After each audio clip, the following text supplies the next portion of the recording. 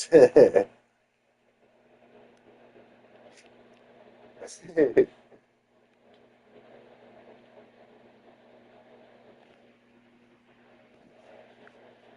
oh, oh, oh.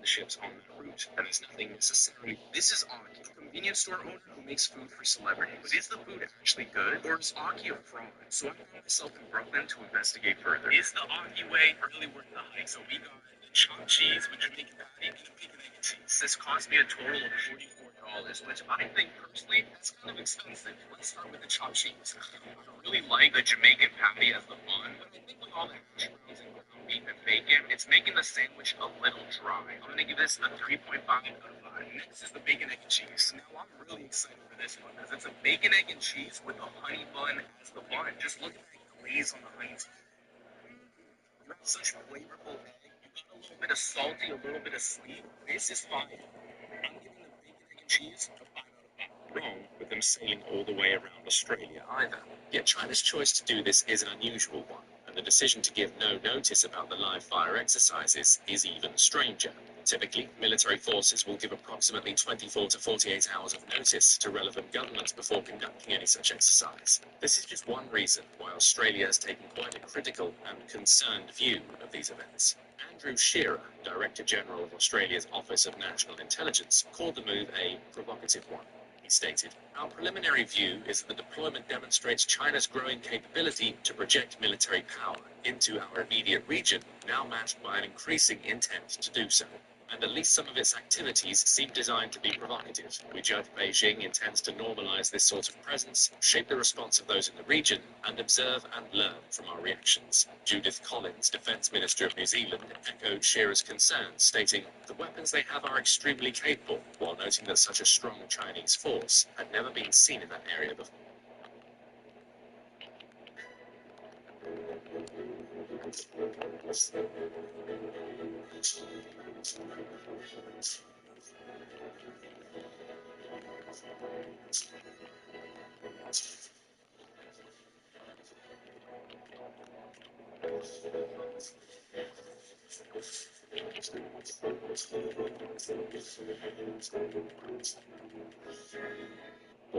Within Australia, there has been much outrage over the situation. Certainly, situation. David Johnson, the Defence Force chief, was forced to admit that the force was only made aware of the live fire exercises 28 minutes after they had started, thanks to the deployment of urgent fire. This highlights the growing lack of awareness of the Defence Force, especially after it claimed it was closely monitoring the ships from the moment they entered into the waters. Some questions have been asked. How did the Defence Force not know about the live fire if it was apparently tracking the ships the whole time? It also plays a time-line fears, which have now been exacerbated about the relative weakness of the Australian naval force compared to the growing Chinese one. Indeed, one of the most damning statistics to emerge in the wake of this story is this. A small flotilla of Chinese ships had 144 missile launches between them, and that's just a tiny fraction of the full force of China's navy. In contrast, Australia's entire fleet of warships has just 200 launches in total. To make matters worse, on the Aussie side, both of the country's fuel tankers, which are vital for sustaining any sort of long-range operation, are out of action at the moment. In other words, at a time when China's naval force is stronger than it's ever been, Australia is at one of its weakest points, and while improvements have been announced for the Aussie Navy, they won't be seen for at least another 5 years, if not much longer. And this might be part of the reason why China decided to flex its naval muscle this week. Many people have seen the entire act as one of moments, a way for China to prove that it can send its warships somewhere like cyber areas with remarkable speed, force, and efficiency, and nearby countries can do very little in response. In doing this, China isn't just showing off its power, it's also proving that if it ever wanted to, say, block key trade routes around Australia or surrounding waters, it could, or even more dramatically, if it ever wanted to invade Australia and sustain a prolonged naval attack on the nation, it absolutely has the power to do just that. Rowan Moffat, former Deputy Chief of the Australian Navy, summed this up in worrying words. He said, "They are gradually but very steadily spreading their wings, showing the world they're able to be anywhere they want to be, whenever they choose. We see no reason to suggest an intent to use their capability against us today. Should the intent change, they could." Within Australian politics, the country's government has also come under fire in the wake of the warships movements. Critics have targeted Prime Minister Anthony Albanese, who has focused a lot of his efforts on stabilising relations with China after tensions boiled over during the COVID-19 pandemic. Australia called for a major international inquiry into the outbreak of the virus and China's initial response to it, which China didn't take too kindly to. In response, in 2020, China imposed multiple restrictions on Aussie exports, dealing with food, economy and trade tensions rose rapidly between the two nations, and Australia began to lean more heavily on the US for protection as well. Albanese entered office in 2022 and took steps to cut the country in burgeoning rivalry with China. Some critics have called this approach too soft. China Defense Minister Andrew Hastie, for example, said that China put Australia to the test, and that the Malaysia failed. Hastie claimed that if Australia had done the same sort of thing in the South China Sea and disrupted the Chinese commercial flights, they had won today. Hastie's comments Hastie analyzing using defense economics and military capability was particularly scathing, stating the Chinese are showing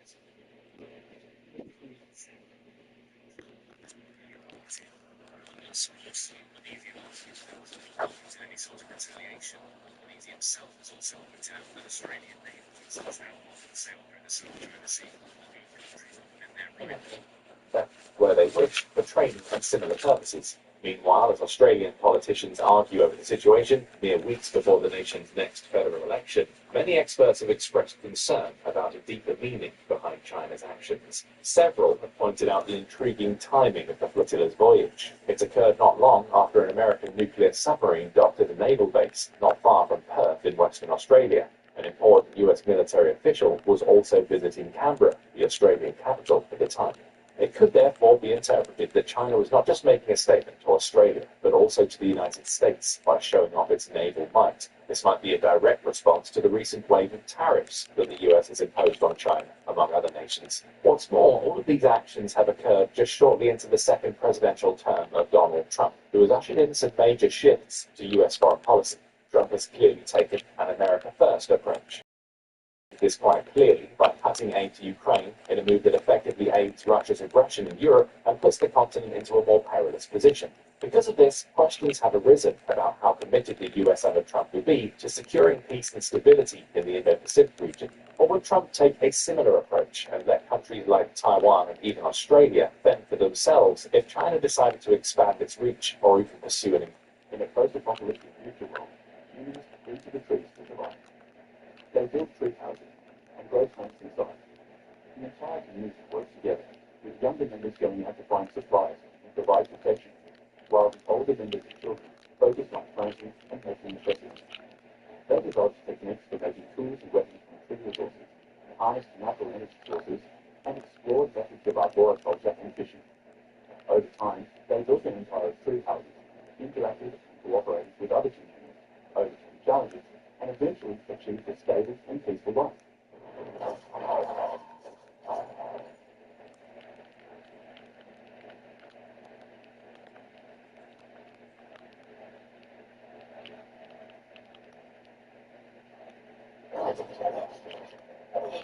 Who said you could ask me out? Do you even have an ability? What? My last boyfriend was a level 3.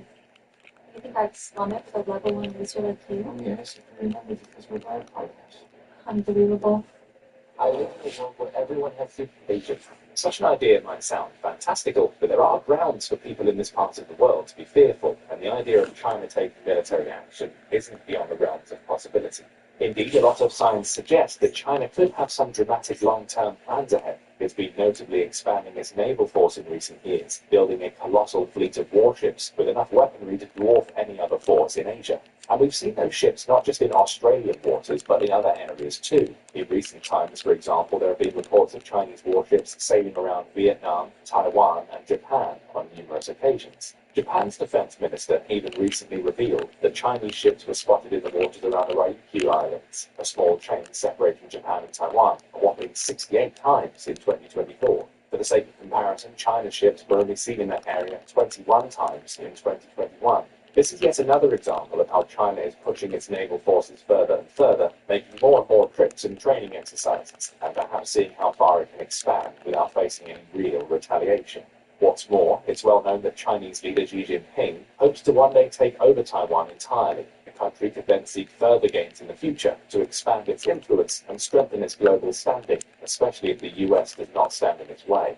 Peter Hartcher, writing in the Sydney Morning Herald, summed it up well, stating, China's Navy is illustrating Australia's vulnerability at the exact moment that the US is demonstrating American unreliability. In theory, Australia shouldn't have too much to be concerned about thanks to the AUKUS agreement, AUKUS is a security pact between Australia, the United Kingdom, and the US, aimed at promoting security and stability in the Indo-Pacific region. It was brought into action in 2021 during the Biden administration, and a big part of the AUKUS agreement involves America sending nuclear-powered submarines to Australia as a powerful deterrent to any Chinese military actions. However, as stated, AUKUS came in under Biden. Trump is not at all the same sort of president and has proven that he is more than willing to undo actions taken by his predecessor. Worries about that very issue were compounded earlier this year when, during a press conference, Trump was asked if he discussed the AUKUS initiative with the British Prime Minister. Trump appeared to have little knowledge of the agreement, responding, "What does that mean?" Since then, Trump officials have downplayed the president's comments. Defense Secretary Pete Hegseth says that Trump is very aware and supportive of the AUKUS agreement, and given that Australia has already paid the US over $500 million toward the aforementioned nuclear subs, AUKUS generally represents a pretty good deal for America, so there's little reason to believe that Trump might renege on it. A US defense official also stated that Hegseth and the administration have been closely following the events in Australia, stating, "We are aware of these activities and are closely monitoring." As Secretary Hegseth has said, China is a peer competitor with the capability and intent to threaten our core national interests in the Indo-Pacific, and the department prioritizes deterring China. China, however, appears undeterred. On X, the Chinese embassy recently tweeted, "If war is what the US wants, be it a tariff war or a trade war or any other type of war, we're ready to fight until the end." It was a bold proclamation and a sign of China's increasing power and confidence in its position. It was also yet another sign of rising tensions between China, the US, and other Western nations, Australia included. And all of these factors put Australia in a very uncertain and challenging position. Since he came to power, Prime Minister Albanese has tried to walk the line between China and the US, performing a delicate balancing act along the way. He's worked hard to ease relations with Xi Jinping on the one hand, while also pursuing initiatives like AUKUS to gain protection and support from the US and other allies. But now Australia faces something of a crisis, and that balancing act is about to become a lot harder to maintain. The flotilla may have been a small one, and nobody was hurt by its actions, yet it's clear that a precedent has now been set. China's navy is only getting stronger, and it's spreading further and further across the region, into waters that were once far beyond its reach. This was the first time we saw Chinese warships so far south, but it certainly may not be the last. And with each expansion, China sends a message of strength, superiority, and dominance that no other nation, bar the US, can rival. But now we ask you, should Australia continue to work towards better connections with China to improve trade, the economy, and general stability? Or should it work more on improving its relationship with the Trump administration to ensure it will remain safe, secure, and guarded by the powerful American military? Or, as many within the country feel, does Australia need to focus more on itself? Should it be prioritizing its own military force, putting more money and energy into improving its navy and fortifying its enormous coastline and maritime territory? While Australia grapples with those dilemmas and works out the best next steps, let us know what you think. And thank you, as always, for watching. As a neurologist, I highly discourage the use of simple and monotonous games for mental stimulation, especially for seniors like my 60-year-old mother. These games provide little benefit to the brain. Instead, I recommend Words of Wonders. Days that they apparently would rather lease from a reliable UK government than the possibly unpredictable Mauritius government who could, maybe one day, tell them to pack up and leave, which would erode a huge part of America's growing Indo-Pacific strategy. Without Diego Garcia, America's military presence in the Indian Ocean theater and its ability to sustain operations around it would be massively diminished. Part of the holdup, the question on whether or not the U.S. maintains an arsenal of nuclear weapons on Diego Garcia. The U.S. government has never confirmed nor denied the presence of nuclear weapons storage on the island. But all of the strategic bombers that America keeps present on the island are well known to be capable of carrying nuclear warheads, which suggests that America probably does keep nuclear weapons there. The problem with this is that back in 1996, every single country in Africa agreed to and signed the Treaty of Calcutta, which established the entire African continent as a giant nuclear weapons-free zone where nuclear arms would be exclusively and permanently forbidden. This agreement naturally included Mauritius, and according to the Calcutta Treaty, which views the Chelas archipelago as a part of Mauritius, the African nuclear weapons-free zone would extend to cover the whole Chelas archipelago as well, including Diego Garcia. This means that if Mauritius ever regained control of Diego Garcia, even if they allowed the U.S. military base to remain there, they would likely be bound by the 1996 Common Treaty to restrict the U.S. from storing nuclear weapons on the island. During recent sovereignty negotiations, Mauritius has insisted that they would offer the United States a 99-year lease to Diego Garcia so that they could continue running the strategically important base there. But the U.S. countered that they would only accept that if Mauritius supported the, quote, unhindered operation of the base by Americans, essentially implying without saying it that America would only agree to that if they were allowed to maintain nuclear weapons on the island. And since the British probably let them do it without any fuss, the Americans just prefer to side with the British over the island's sovereignty dispute, even though that opinion is against virtually the entire international consensus, and makes London and Washington both appear to be hyper-hypocritical when it comes to condemning the actions of other states doing similar things like Russia and Ukraine. And then, in 2023, it got even worse for them when Human Rights Watch concluded in a landmark report that the UK and US expulsion of the thousands of indigenous Chagosians from the islands in the 1970s constituted crimes against humanity. The first time that the organization has ever levied those high charges against the governments of London and Washington. But the U.S. is also worried that if they ever allow the Chagosians and their descendants to return to Diego Garcia, there could be thousands of civilians on the island, where presently no civilians at all are ever allowed to enter. Diego Garcia is among America's most secretive military bases because it's isolated in the middle of nowhere. And anyone who enters it has to be either a military or a Department of Defense employee with explicit authorization to enter from the base of commander. It's still restrictive, but not even military or Department of Defense personnel can bring their spouses or family members to the base with them. They all have to come alone and unaccompanied. With the presumption that the... Have you heard the praise about pop-on roofing? I've had them installed for about 2 years now, and I'm very happy with them. The winds blowing across North America are now shifting southward. While tensions are rising between the two countries, among those neighbors and trade partners, Mexican President Claudia Sheinbaum's message, "We will resist until the end," has created a bombshell effect in the market. But which parts of the U.S. economy could Mexico be powerful? Which ones will be the most difficult for the U.S. in critical sectors, such as automotive, agriculture, and oil? Elsewhere, U.S. President Donald Trump has signed tariffs on imports from Canada, Mexico, and China.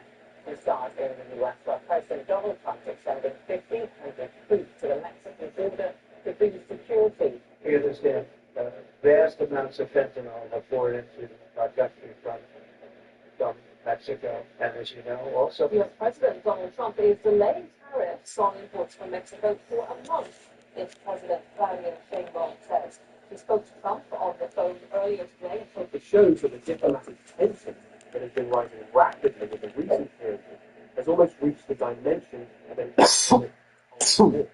So much so that the decisions on the agenda in Mexico have made the Washington administration very uneasy. In particular, the harsh steps taken by Mexican President Claudia Sheinbaum against the U.S. administration, which continues the Donald Trump line, are fueling the concern of is a major crisis emerging on the southern border.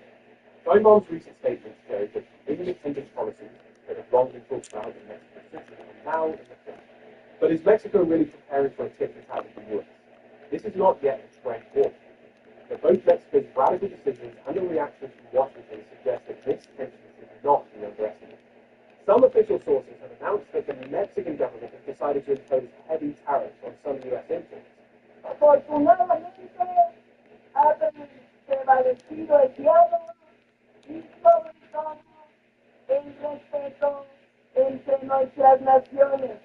Not only that, the Sheinbaum government clearly emphasized that we will not submit to any imposition that threatens Mexico's sovereign rights. This move almost came as a shock to the United States. Some political circles in Washington even began to whisper that Mexico is seeking a new Latin American leadership. Diplomats are arguing that the Trump administration is making relations with Mexico more difficult by recalling its long-standing protectionist policy. At this point, the idea that Claudia Sheinbaum could be a thorn to Trump's side is a phrase frequently used by local and foreign media in recent days. México no solo no quiere que se instalen desde Estados Unidos, sino que no queremos que lleguen a ninguna parte.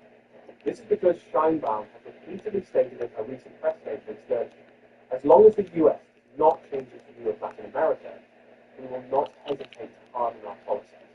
Scheinbaum's firm stance and strong leadership implies that Mexico can deal with any of Trump's policies.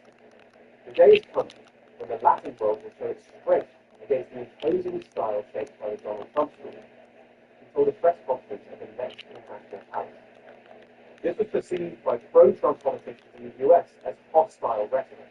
Indeed, it is possible to argue that this tension has turned from a mere trade dispute into a political showdown.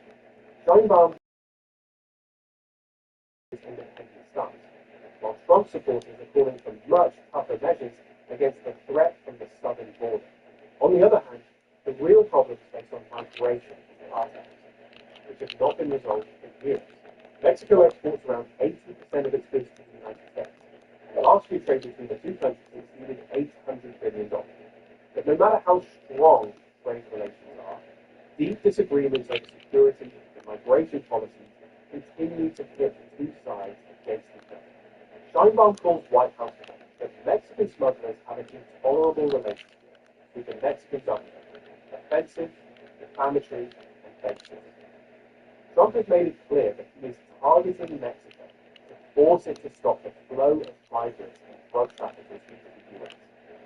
The U.S. accuses Mexico of turning a blind eye to security weaknesses, while Mexico argues that the problem cannot be solved unless the U.S. reins in its own consumption demand. While the parties have been unable to agree on this issue for a long time, it now seems to have sparked a bigger crisis. One of Scheinbaum's draconian decisions is to suspend economic cooperation agreements along the country's northern border.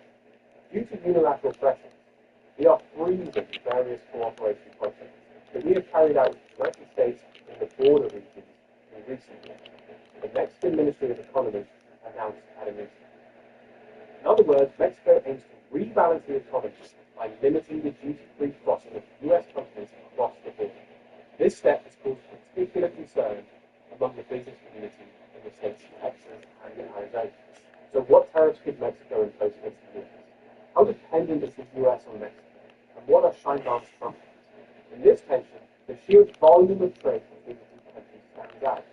The U.S. is an economy that prefers to buy Mexican products without interruption. Especially in the automotive sector, Mexico's share is enormous. Many American brands have parts manufactured in Mexico or set up complementary production lines along the southern border. And Scheinbaum's government imposing additional taxes on these parts slows down the supply chain. The entire automotive market from Detroit to Los Angeles could be reshaped. Many factories in the U.S. depend on components from Mexico. Interrupting this dependence would impose heavy costs on American automotive giants. From the outset,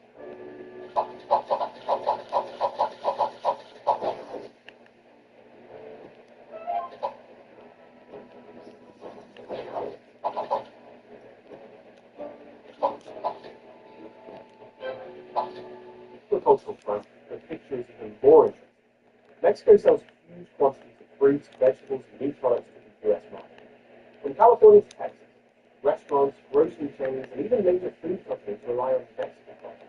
If Mexico decides to impose export restrictions or tariffs on agricultural products, prices in the U.S. will skyrocket. More striking is the potential for Mexico to hit U.S. agriculture with regulations on migrant labor. This is because many seasonal workers work in American fields, depending on this flow between the two countries. If the Scheinbaum government says we are moving to a different practice at the border crossing, the U.S. agricultural sector could face a noticeable labor shortage. Oil and energy is a different equation. Mexico has long been known for its policy of nationalizing its resources. U.S. refineries are partly dependent on heavy crude oil, especially from Mexico. If the Scheinbaum administration sharply slows this flow or reduces exports under the guise of prioritizing domestic consumption, the U.S. energy market could face a supply shortage. Despite not being a member of OPEC, there is talk that Mexico will pursue price-raising policies to protect its interests. This, in turn, could push up gasoline costs in the U.S. and turn voters' anger against the Trump administration. Another powerful leverage Mexico has is geographical proximity and the reality of its huge land border. America's thousands of kilometers of border is loaded with millions of dollars of goods from entering debt. Suddenly tightening the screws on this trade and introducing fine-grained controls at customs gates could bring US logistics companies and the retail sector to its knees. The image of trucks waiting for hours at the border and supermarkets with empty shelves would be a nightmare for the Trump team. Until now, Mexico has refrained from overthrowing this Trump card. But Steinbaum left open the possibility of a serious slowdown at the gate, saying, "We will not bow down anymore." Another aspect of US dependence on Mexico lies in its migration and security policy. For years, Washington has used Mexico as a buffer zone to stem the flow of migrants. The Mexican state stops or registers Central American or South American refugees at the border before they reach the border. If Steinbaum says, "We will no longer take on this responsibility," tens of thousands of migrants could arrive at the US border. That would be a humanitarian catastrophe. Even if Trump's supporters revived the wall slowdown, in practice it would be a huge wave of migration that would put the administration in a difficult position. The clues to the question, how can the US paralyze the automotive, agriculture, and oil industries, can be read precisely through these dependencies. The supply chain in automotive, crops, and labor in agriculture, crude oil and refinery compatibility in energy, US companies have long invested in Mexico due to its cost advantage and logistical convenience. The most critical aspect of this dependence is that it is very difficult to establish alternative production or supply lines in a short period of time. Steinbaum sees precisely this gap. The Americans will have to spend years shifting elsewhere, and until then, we will drive a hard bargain. Among Mexico's trump cards are the trade privileges that NAFTA, or USMCA as it is now called, brings with it. This agreement, although revised in favor of the United States, gives Mexico the right to export large quantities of tariff-free goods. Steinbaum could back the US into a corner by threatening to bend or violate the terms of this agreement. A message that we will enforce the requirement of a certain percentage of domestic production and American producers will pay the price would set alarm bells ringing in Washington. After all, Trump supporters are already questioning free trade agreements. But if Mexico completely turns the table, the US business community could literally panic. In addition to all these factors, Steinbaum's political should not be underestimated. Mexico's nationalist and left-leaning base has been uncomfortable with the idea of US domination for years. Steinbaum seems determined to tackle this with foreign policy, while at the same time he says he will erode American economic influence in the border state. This is a joke that will be felt in the southern states. Regions like Texas and Arizona have an integrated economic circulation with Mexico. We could block trade and transit points here, which could put a lot of pressure on US domestic politics. Sources in Washington argue that Mexico would undermine trade. American businesses in the border regions could pay the price for the protectionism and anti-immigrant policies imposed by the Trump school. This could slow down the economy in the southern states of the US and cost Trump points in the election atmosphere. Steinbaum could use the divisions of US politics to make a big move on Trump, said an analysis published on a news website. Such a harsh Mexican outburst would not normally be expected, but Steinbaum is taking political risks, commentators say.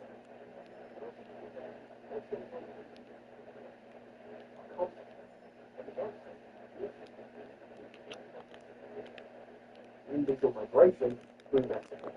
Trump's supporters are making headlines again with the mantra that Mexican criminal cartels are a huge problem for the US and absolutely must be dealt with. Steinbaum, on the other hand, calls this rhetoric racist and arbitrary. Recent clashes between Mexican security forces and cartels have fueled debate about the Steinbaum administration's capacity to maintain order in its own country. Diplomats do not expect a future military escalation in the border, but expect a much fiercer economic and diplomatic confrontation. It may not be easy for the US president to deal with the cries from the border regions that our trade is collapsing, we are having problems. It is precisely at this point that Steinbaum is using Mexico's cards to put Trump in a difficult position in US politics. Steinbaum is best known as the former mayor of Mexico City and has a left-leaning, populist and nationalist politics. After winning the 2024 presidential elections, he has already signaled that he would take a tougher stance against the United States. The dignity of the Mexican people cannot be ignored by instructions from across the border, said an official speech, rejecting impositions on migrants. These words not only angered Trump supporters, but also complicated the situation for thousands of migrants from Central America who want to cross into the US through Mexico. But what is the situation on the streets of Mexico? According to polls, support for Sheinbaum's tough policy is high. We must not give in to Trump's insulting words and US migration policy any longer, a large number of people said, adding that Mexico is finally standing. But some in the business community are uneasy. Business owners in border states say the financial damage will grow if products exported to the US market are not taxed. These contrasting views mean Sheinbaum also faces difficult domestic policy decisions. In a joint statement, several senators in Washington warned that Mexico is creating unfair competition, and if it persists in these policies, harsher countermeasures could be on the agenda.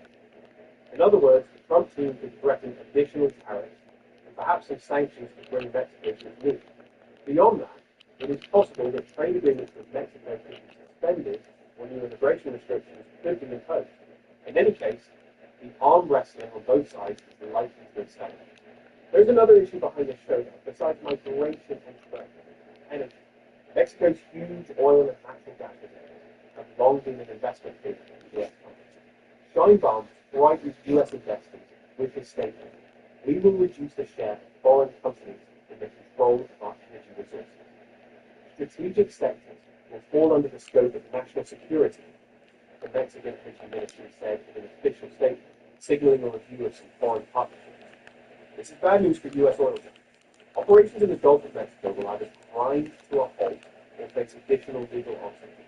Between economic sanctions and political pressure, there's a lot of talk about will Claudia Sheinbaum and Trump's united. It's no secret that the companies could use more than twice to garner votes, especially in the 2025 US election. But such a hardening of ties with Mexico could destabilize the economies of the border region, hurt Trump in the opposite way. Some observers say Sheinbaum is cornering Trump's supporters in a strategic move, because the public might get fed up with the trade and employment crisis and blame the Trump team. Of course, with such big talks, the question, is a hot confrontation really possible, is also on the mind. It is well known that there is a huge gap between Mexico and the US militarily, but it is also clear that Mexico has no such intention. In the US media, there are various claims as to why the headline for Sheinbaum's political strategy stops Trump is so popular. Some say that Sheinbaum's left-wing policies wink to Democrats in the US and aim to weaken the Trump team. Others point out that Sheinbaum is pursuing a strategy focused entirely on domestic politics and wants to keep his base united through the external enemy. Whichever is true, it seems certain that the tensions will deepen the polarization in US politics. We are not used to receiving impositions from the United States. The old times are over, the Mexican foreign minister said in an official statement. This sentence gives the impression that Latin American countries, accustomed to being seen as the backyard of the US, have entered a different era. Indeed, in recent years, regional giants such as Mexico, Brazil, and Argentina have been seeking to stand on their own two feet and seek equal relations with the great powers. The Sheinbaum administration seems to represent the sharpest side of this spectrum. On the US side, however, the Trump team should not be entirely together. For years, Washington has been implementing harsh policies on the Mexican border to protect its own interests. The wave of migrants, drug trafficking, and arms smuggling is a major national security issue for the US. We remain open to dialogue with Mexico, but border security is non-negotiable for us, the White House spokesperson said, reiterating Washington's position. This statement clashes with Sheinbaum's emphasis on total Mexican sovereignty. Another dimension is migrant rights. Sheinbaum says he is working to provide a humanitarian corridor for migrants, but that the US is using them as border guards. The Trump team, on the other hand, claims that Mexico is not doing enough and is not taking the necessary measures to keep Central American refugees away from the US border. This argument is further undermining the already practiced bilateral relations. We will never stop migrants only at the request of the US. The US, on the other hand, is saying, stop them or we will impose trade sanctions. This hardening of rhetoric is likely to affect the rest of Latin America. Some talk of a new anti-imperialist bloc led by Mexico. In a virtual meeting with the Latin American leaders, Sheinbaum said, we have to protect our own wealth and our own people from foreign interference. and send a message of unity across the continent. In a way, this means that the pan-Latin movement of the mid-20th century could be revived. If such initiatives succeed, US influence in the region will become even more pressing. Trump and his entourage, however, are having a hard time foreseeing the cost of being a neighbor like Mexico. Mexico is a strategically important partner for us, but the current administration has been overly involved, some senators said at a US Senate hearing. Some argue that the Sheinbaum administration will not last long, and that the economic crisis will soon explode. Others argue that if we raise customs duties and suspend NAFTA-like agreements altogether, Mexico will give up.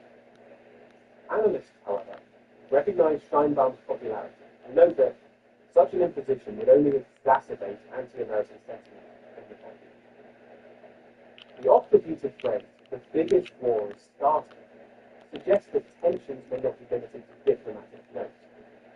Even if a military confrontation is not on the horizon, economic and political confrontation could escalate to such an extent that relations between the two countries will suffer irreparable damage. Either Trump will be defeated or Sheinbaum will take a step back. Otherwise, the scale of the confrontation will escalate to unimaginable levels if this resolution starts continuing. It is not often in history that Mexico and the United States are at such odds with each other. Normally, geographic neighborliness and high trade volumes would eventually lead the two sides to reconcile, even if they occasionally clash. But the Trump school and Sheinbaum nationalism are so contradictory that it is now difficult to find common ground. The situation of migrants, tariffs, energy interests, drug cartels, on all these issues, the two countries represent worlds. There is also the age of populist English. Trump sends the message to his US audience that we will defend our country against any threat from Mexico. Sheinbaum, on the other, reassures Mexicans with the words, "We are an honorable nation. We will not bow down to the US." Having consolidated their electoral base, these leaders may seek backing down their traditions. Thus, the friction grows even more. Who knows? Maybe the statement Mexico has made a cruel decision against the US is just the beginning of a long struggle. So how will Trump respond to Sheinbaum's moves? Additional tax packages, a complete blockade of the border, cutting off aid to Mexico, and other options are being discussed in Washington. This could spark a full-blown trade war. Both the Mexican economy and the southern states of the US could take serious hits from this conflict. Tensions between peoples could also rise. For the time being, diplomatic avenues are not completely clear, but they are very important. On the other hand, Sheinbaum emphasized Latin American solidarity. He said, "We want to live in freedom and dignity in the land where we live. For this, we will not submit to foreign interference and arbitrary tariffs." These words have also excited some Venezuelan and Cuban politicians. They too have similar criticisms of the United States. It is hard not to ask the question, is a regional front forming? Sheinbaum's policies could indeed put Trump in a difficult position. This whole picture reinforces the idea that a brand new era has begun in Mexico-US relations. Even though Sheinbaum has won the admiration of the Mexican people with his tough and nationalist stance, the strained ties with the US pose great economic risks. What do you think about this? Will Mexico's tough stance really push Trump into a corner? Or will the US retaliate in a way that will hit the Mexican economy hard and force Sheinbaum to back down? Foreign intervention, the migration issue, the energy concentration. How will all these factors shape the fate of Latin America? We look forward to your comments. Don't forget to subscribe to our channel and leave a like. Will Sheinbaum and the Trump team find a way out, or will relations between the two neighboring countries plunge into a crisis that will last for years? Thanks for tuning in.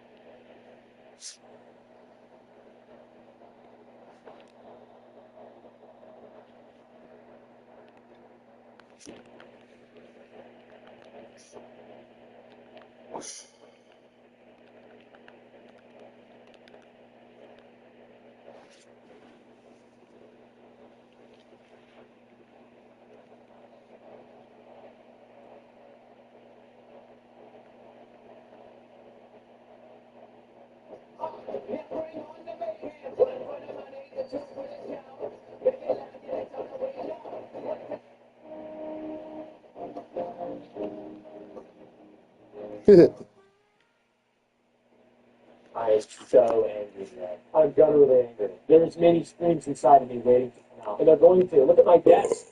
Ow! Ow! I got a new fit today. Let's do a fit check. I got a good suit pulling out. Cool.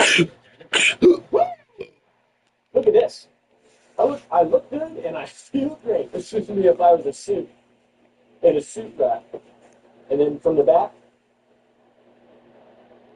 what do y'all think? Be honest. We got some new stuff we're trying out. I wanted to live stream Monday, but I was very sick and dying. And now there's just a lot of phlegm in the back of my throat that needs to escape, and it won't. I keep spitting and talking. Windigoon. Cool. Last thing, the woman jogging alone in the Park City. Me in the soup closet. Me trying to appear two-dimensional so I take up less space. I really have an especially bad feeling about this episode. I guess we can start our thing, our broadcast, or whatever this is called, whatever bit we're doing today. I'm going to pretend, however I'm pretending and stuff. People are really mad that I was doing other people's jokes. And what do they know? Everything I've ever said on screen for the last, since I was gaming, it's been something somebody else has written. That's real. I never go off script. I'm always on script, no matter what. Even all of this has been a very, very convincingly edited script in my voice. Even this dirt. Look at it coming out. That's probably nothing. Oh,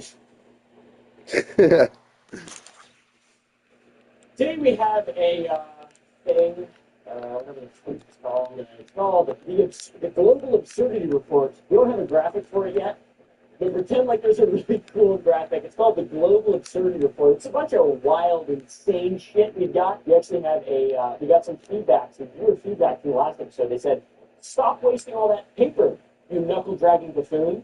They kept saying that about me, and we have this. The iPad baby has come. Look at this. This is a slide with actual information on it that's valuable for the show, for the Global Absurdity Report. It's our first slide. Kanye West is looking to recruit through auditions for his new Sunday service male choir. In order to be fully selected, you have to have your head shaved and look like. From supremacists. Search for answers. Let us hear through the Wexler Home for the Prayer. Mr. Vinsky spent the first 19 years. So we almost got it. The timing of the joke was good, but the actual execution of the slide transition was pretty good. But yeah, anyways, the perfect people for these are the white power skinheads, obviously. Kanye loves, he's really fallen into the dark side of things recently. It's kind of weird. The exact type of people Kanye has been selling to as of late. He's been selling to the Nazis on the Yeezy website. He had like one of those little skull. What is this called? What is that called? Yeah, whatever that's called. Am I right, people? I don't even know what to say about it. Like, what do you even say? Why is he doing that? It can't be selling well. Yeah, whatever that's called. Our skinheads, obviously. Kanye loves, he's really fallen into the dark side of things recently. It's kind of weird. The exact type of people Kanye has been selling to as of late. He's been selling to the Nazis on the Yeezy website. He had like one of those little skull. What is this called? What is that called? Yeah, whatever that's called. Am I right, people? I don't even know what to say about it. Like, what do you even say? Why is he doing that? It can't be selling well. Or maybe it is. I don't know. Is it selling well? Do we have any information on this? We did clarify a day or so later that you have to have the complexion of P. Diddy. So no white people are allowed. So he's like, it's the Chappelle show. It's impossible to find a person who isn't white, is a male, is a Nazi, is bald, isn't fat, and has 1,000 plus bottles of female ale. That's like his actual list of things that he, asked for. Yeah, so anyways, slide 37, it's Clayton Bigsby to the Chappelle show. We don't have any dumb jokes for this one, but we have a very interesting, unique bit of information. French politicians are calling for the U.S. to return the Statue of Liberty, claiming it was a gift we no longer deserve. That's bullshit. Is that real? I'm reading it, but I don't know if it's real. I have no way to tell if the things that I'm reading are real. Is that real? I see heads going, what? I'm enraged! Look, you no longer deserve. That's cool. So we have a...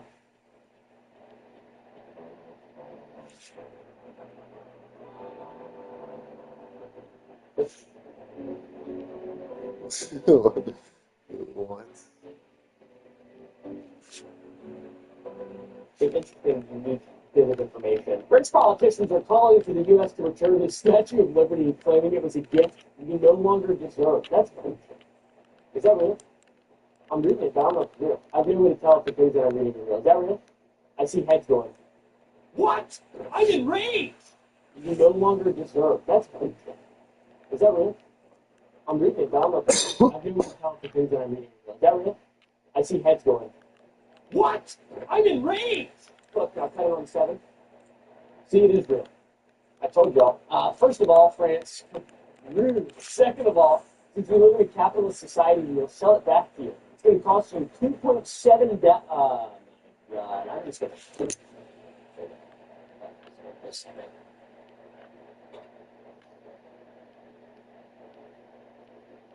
Hold on a second.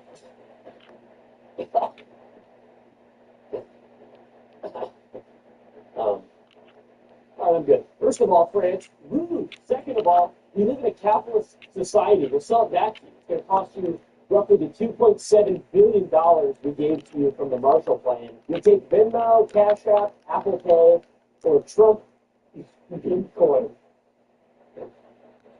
We don't, though. We don't take any of that stuff. None of those things are good. We don't do that. Just be friends with us again. We miss you guys. I watched The Patriot recently. It really gets me like fired up about France. I love The Patriot. Victoria has recently opened its borders, allowing tourists and influence to share in its rich culture, which is exactly what North Korea was missing, guys. Travel bloggers. You can call me a pessimistic Jedi, but I have a bad feeling about this. If this were the Mist, not fire the Mist, if this were the Mist, South Korea would be the grocery store, and you would throw Johnny Somali outside first. That is a reference to Stephen King's The Mist. Terrible, terrible movie. Love horrible image, sad, deep, dark. Speaking of bad ideas, go to slide 40. British media reminded the internet about Les Winwood, a former mayor who spent the final hours of his life doing crack in a drug den. Politics is stressful. Some politicians take up golf and so this guy took up crack. I guess this is a before and after becoming an iPad. Anyway, it's becoming an iPad. I think this is before and after he discovered the crack rock. Oh shit, who's that? Who the fuck was that, dude? You'd probably expect a conservative politician to. Oh shit, who's that? Who the fuck was that, dude? You'd probably expect a conservative politician to be hard on crime, but this guy was more into playing within the 8 ball than playing hardball. Can I get some like laugh tracks or something? Thank you, I really appreciate it. He was found tied in a chair with a bag over his head for pleasure. He's proving the extreme lengths a politician has to go just to feel something. At least he went out doing it in love. Crack, dude, crack. Yes, sir! I feel like that's how I'm going to go out. I don't want to say that the British government is a clown show, but this week officials just took away the PlayStation of Robert Maudsley. It's like 41, zoom in. Poor guy, the notorious serial killer. Oh, maybe it's that guy. I don't know. He's been in solitary confinement for 46 years. But wait, get this. He isn't your average murderer, right? He isn't your average murderer. I get it. Luxuries like video games shouldn't be afforded to murderers, but this guy only killed pedophiles and white killers, which I legally do not condone. And for the sake of this live broadcast, do not condone. But it does play PlayStation. You know, give me PSN access. Let me play UFC a little bit. Go 1-for-1 with the guards and stuff. That sounds like fun. And Robert Maudsley, there's definitely worse people out there. Maybe give him a DLC or something like that. He's like Dexter Morgan, but British. So, the protest for removal of his video games and books, Robert is going on his hunger strike. His family is very worried about it. And let's be honest, one birthday cake churro and a Baja Blast from Taco Bell would kill the man. 9 years ago, there were multiple sightings of clowns along back roads and in parks terrorizing the public. People are now innovating on this formula. Today we have box demons coming up to our door and dropping off mysterious packages. Slide 42. That was it. Somebody dressed in some kind of weird clown outfit with a paper flower mask and dropped off a package on a random porch and said, I'm the box demon. That's not a real thing.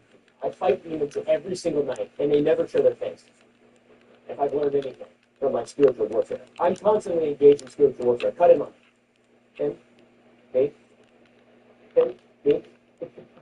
My son, my beautiful son. Now, besides looking like a great value FNAF character, the mask itself looks like a child design. That thing is whack. Cut back to the thing. Cut back to the clip. That shit looks dumb as hell, dude. That looks stupid. That looks like some goober could put that in a video game and make a lot of money. You can't see it, and we're so zoomed in on that. It's so grainy, but it looks like it looks so bad, dude. That's another thing I don't get is being proud of children's art that sucks. They need honest criticism and feedback, or they're never going to get any better. It looks like a child design, but it looks whack. It looks like a dumb child design, if anything. Maybe kids got tired of sneaking into places wearing trench coats and were inspired by Ted Kaczynski to drop off mystery packages in random neighborhoods. If any more of these box demons show up, Amazon might have serious competition. I would if they show up. If someone showed up to my door like that, then I wouldn't even ask questions. I would just start shooting. And I think I can. I think I can even say that. I think I can say that there are traps all over my property. There's not. That's illegal. You can't trap stuff. You can't set traps. That's illegal. Those are felonies. I don't know what the best exercising a box demon. Typically with a demon, I wouldn't even ask questions, I'm just start shooting. And I think I can. I think I can even say that. I think I can say that there are traps all over my property. There's not. That's illegal. You can't trap stuff. You can't set traps. That's illegal. Those are felonies. Illegal on a trap. I asked my lawyer. I don't know what the best method is for exercising a box demon. Typically, with a demon, you need a priest or some holy water to remove it. But for a box demon, all you need is a box cutter and a recycling bin. Alternatively, you could stamp it and return it to sender. So that's pretty funny. This is. Thank you. That was a good one. I cut off a little early there, but I got the general idea that we're surrounded by love and support. Now we're cutting to my least favorite state, Illinois, and I stand on that. Illinois, least favorite state by far. You know what my second least favorite state is? Ohio. It's like neck and neck between Illinois and Ohio. And Illinois, it's basically just Chicago. By the way. That's why I don't really like it very much. Chirac. The Bean. It's such a beautiful. The Bean is that St. Louis? No, that's Chicago. Yeah, the Bean.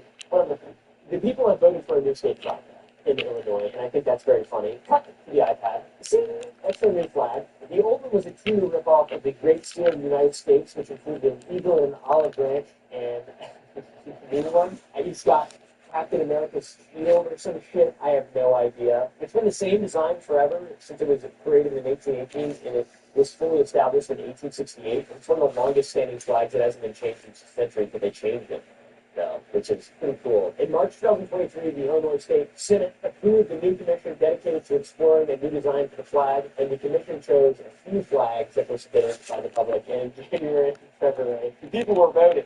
And it wasn't until 3 weeks ago, March 6, 2025, that finally learned the outcome. The outcome? What do you think it is, guys? What do you think the outcome is? Let's go to slide 44 and check out the outcome. You can't see it because it's green flags. The flags that were chosen were so bad that Illinoisians were so disgusted with the horrible, just dog shit that they voted again for the old flag. The choices were so bad. What the fuck is this? I mean, we have to be able to show them. Look at that! You can't see anything. There we go. What is this? This is the new flag of use. This one looks like some kind of sport team. That's Illinois. And then this is a butterfly. I don't know, dude. That butterfly was pretty cool, though. Very irate, very irate. In Illinois flag names, guys. Global absurdity. Only around 400,000 idiots voted. 12 million people who were in Illinois actually living there, and 400,000 of them actually voted. I don't know. Most people don't know that the states have flags. You guys know your state flags? I know the Virginia state flag because it goes hardest. It's been sick. The Virginia state flag, I feel like, is probably the best one. She got her foot on a tyrant's neck, and it's a Semper Tyrannis, which means thus always tyrants. It's sick. Fired up, we'll meet under the Brooklyn Bridge this Thursday night. Semper Tyrannis. Dave Syverson stated that Illinoisians now learn it costs hundreds of thousands of dollars just to schedule the vote for the flag, that implementing a new flag would cost taxpayers tens of millions of dollars. Ow! How does stuff cost so much money? Does anybody know? Nobody knows. Why is stuff so expensive? It's just a flag. I have a flag on that wall that's really funny. It's a bad flag. I can't show. It's not like a horrible one. Like when I'll get in trouble if I show, to be honest. It's not like I'm repping. Now I make myself look like bad guy. I make myself look bad very quick. I have to show it now, I feel like. There's a picture there too. We can't show that. It's a white flag, and it has a word. And the word's not a bad one. But when you combine the word with the flag, it becomes bad. That still sounds horrible. No, I feel like you shouldn't show it. That's bad. That's bad. It's conspiratorial. It's conspiratorial. Comment down below. See the chat. See what they think my flag is. I wonder what they think it is. Do they know? Okay. They're not stupid. I shouldn't have said that aloud. I'm so dumb. I'm still sick. Bro. There was another flag for Illinois. No, I feel like you shouldn't show it. That's bad. That's bad. It's conspiratorial. Comment down below. See the chat. See what they think my flag is. I wonder what they think it is. Do they know? Okay. They're not stupid. I shouldn't have said that aloud. I'm still sick. Bro. There was another flag for Illinois that actually I submitted. And it wasn't an Eagle of Freedom. It was this. Check this slide. That's what I submitted. It's two blocks with croutons on the back, switches on the back, and some drum mats. All right, pretty badass extended drums on that bad boy. Let's make those legal. Let's make those legal. Let's get them legalized. Come on. I'm gonna go march through the street with a bunch of tech on, asking for the legalization of blocks with drum mags and switches. I never find that. That's a stupid question. As if I would have 3 guns in this desk right now. If you've been looking for a new handgun, might I recommend? Oh shit! We're getting interference. I'm getting some interference. It's gone now. Why don't I recommend the Sig Sauer P320? This 9mm 10-round magazine pistol stands out from its competitors for one extremely special, extremely unique feature. If you happen to drop the pistol, there's a high likelihood that it will go off as soon as it hits the ground. Most pistols don't do that. The Sig Sauer P320 seems to occasionally. There's videos of it. I don't want to get sued. They love suing people for talking about this and like dropping their pistol and showing that it does it. I got a bunch of boys who carry the P320, and I'm going to be real with you. Not a big fan of SIG, not a big fan of SIG, not a big fan of SIG, at the same lot. Some see this SIG P320 behavior as a major flaw. I believe this is the AI trying to proactively invade or kill the firearm owners. Skynet. It's like, if this is a video game, EA may call it a surprise defense. In game dev, I'm in game dev. I know about that stuff. EA probably would call it surprise defense. They wouldn't do that. They would just ignore it and then come out with another version with the same bug the next year and charge you the same amount of money for it. And they would fix it. That's what EA would do. Are there bugs or features? That's what this is about, right? That's what Sig said when I dropped my P320 and it went off. They said, now is that a bug or a feature? Let's be real. I think it's a feature. It's another use. It's another use case for a tool. Firearm is a tool, right? It's another use case. If I've been pointing to shoot it, why not drop it? It's hands-free shooting. It's not every day you can say, guns kill people. And like literally, philosophically, figuratively, metaphorically, all that. 6 Sauer has been trying to defend their position by saying, no, on Twitter, they've been saying that literally. The reputation on the internet has been trying to defend their position by saying, no. On Twitter, they've been saying that literally. The reputation on the internet slum has been destroyed on X, that is the internet slum. They're fighting in an uphill battle. It's the myth of Sisyphus, guys. Let's get around the pond. Thank you, Big Cat.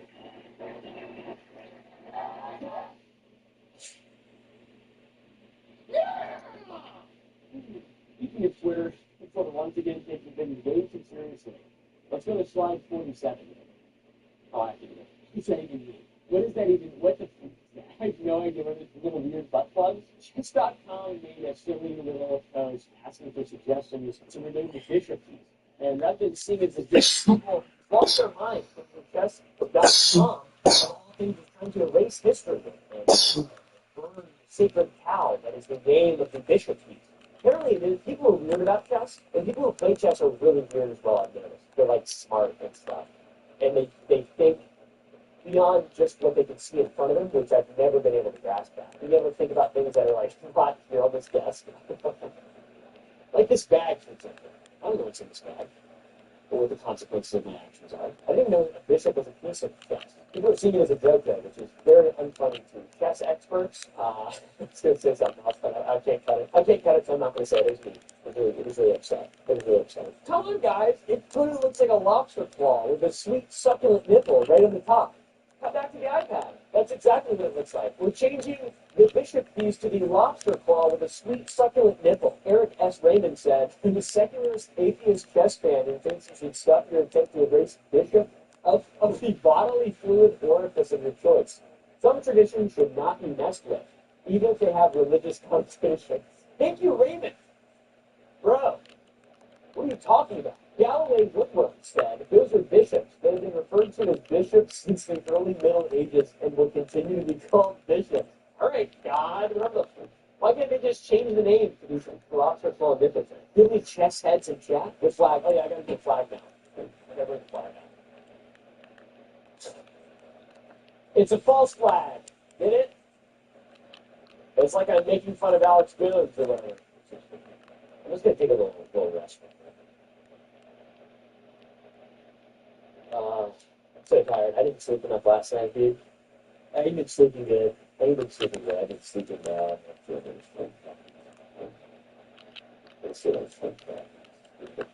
been dreaming about you.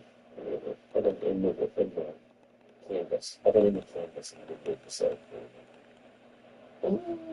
Perhaps the reason we're seeing birth rates decline so much is because people are so preoccupied with complaining about non-issues on social media sites. In fact, the birth rates have gotten so low and the population has raised so much, my friends, that Forever 21 recently announced to be closing all U.S. locations and filing for bankruptcy. The only person still shopping there is Elon Musk, it seems. He still looks like that. This is not related to the Elon Musk thing, but apparently something's going on with Forever 21. Does he look like, or is he more Hot Topic? He's more Hot Topic, right? Elon? Maybe like it looks like he's like kind of melting a little bit, and he's got like a big chest, but I don't think he works out. But he's got like a big, his torso, his thorax. His thorax is extended, like a pot-bellied goblin. When he walks in a room, the smell of sulfur emanates. Like me yesterday. I guess the appeal of looking like a starry-eyed young adult who peaked in high school has lost its luster. I guess you need to find a new place to shop for clothes designed by horny baristas. That's what this is supposed to be. This image here is a horny barista clothing. It's like a naked woman on it. It's like a woman, but it looks like a student. It looks like a coffee stand or whatever. Some people might see Jesus. Sorry. Forever 21 executives are blaming e-commerce sites like Temu and Shein for killing their businesses. Honestly, fair, it's hard to compete when your rivals mobilize every man, woman, and child in the workforce to crank out products that don't work. That's everything in the news, guys. That's the global absurdity segment. It really needs work. It's really bad when it needs to be typed up. The main issue with all of this is how do you do all of this at once? How do you read it and like actually see what you're reading, and it's too small on the screen. But if I make it bigger, then I can't see what my screen looks like, and I don't know if I should cut into the funny thing or whatever the thing. Cut into the thing. Play the sound. Right now.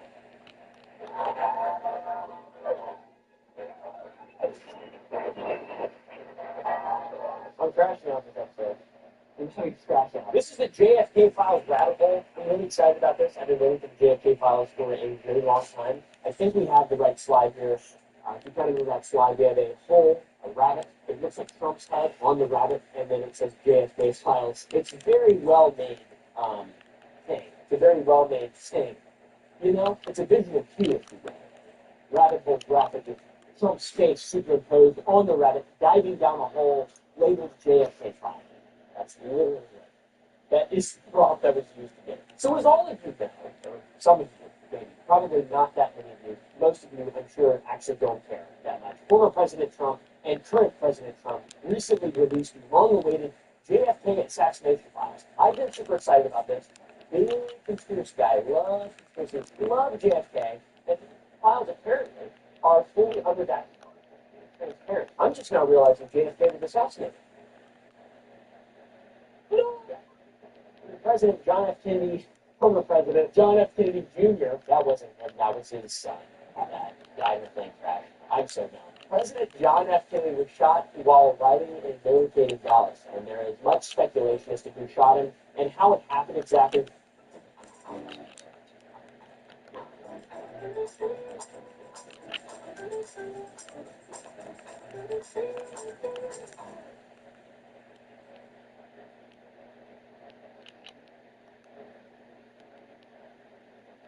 Was really involved in like a professional development program, and it was like it's a workshop over a weekend.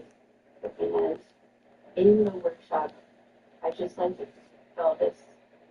There's so many conflicting reports. There's a there's a prequel film that came out that showed a bunch of interesting stuff. I think that the driver in the first time, it's very confusing. There was a lot of speculation about what happened and how exactly it happened, and some experts even believe that his head just did that.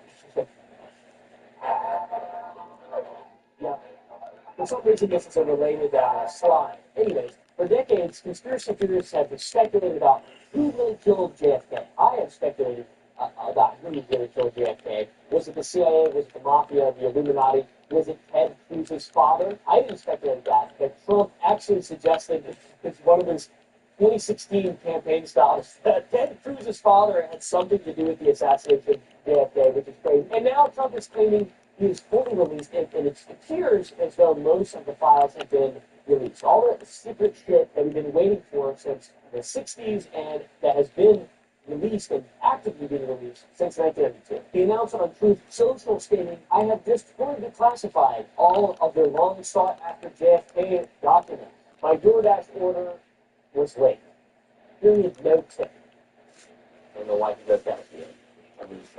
Of his Truth Social tweet. But the JFK thing, it sounds impressive, but it's not really. The files have been being released for a long time. They've been actively released for a very long time, since the 90s. 1992, the next slide will show, will articulate that. Look at this. These are all the presidents who've been releasing the files. You can clearly see in this graphic provided by the Gulf Broadcasting Network. It's very articulate. The production value is increasing at a snail's pace dramatically every single episode. Oh! I got more tech on now. It's like when Netflix keeps announcing they're adding new episodes of a show, but it's actually just the same 3 episodes that have had since 2016. I'm looking at you, Great British Bake Off.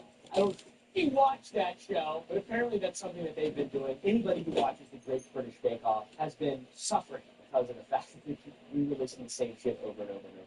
Trump's announcement is slightly misleading, I would say, but not really. I've seen so many conflicting reports. Biden already ordered the release of the vast majority of these files back in December 2022, but some people are saying that those were redacted, and if the Trump ones are unredacted or something, I don't know. Just give them to us. It should have been given to us a long, long, long time ago. I don't know.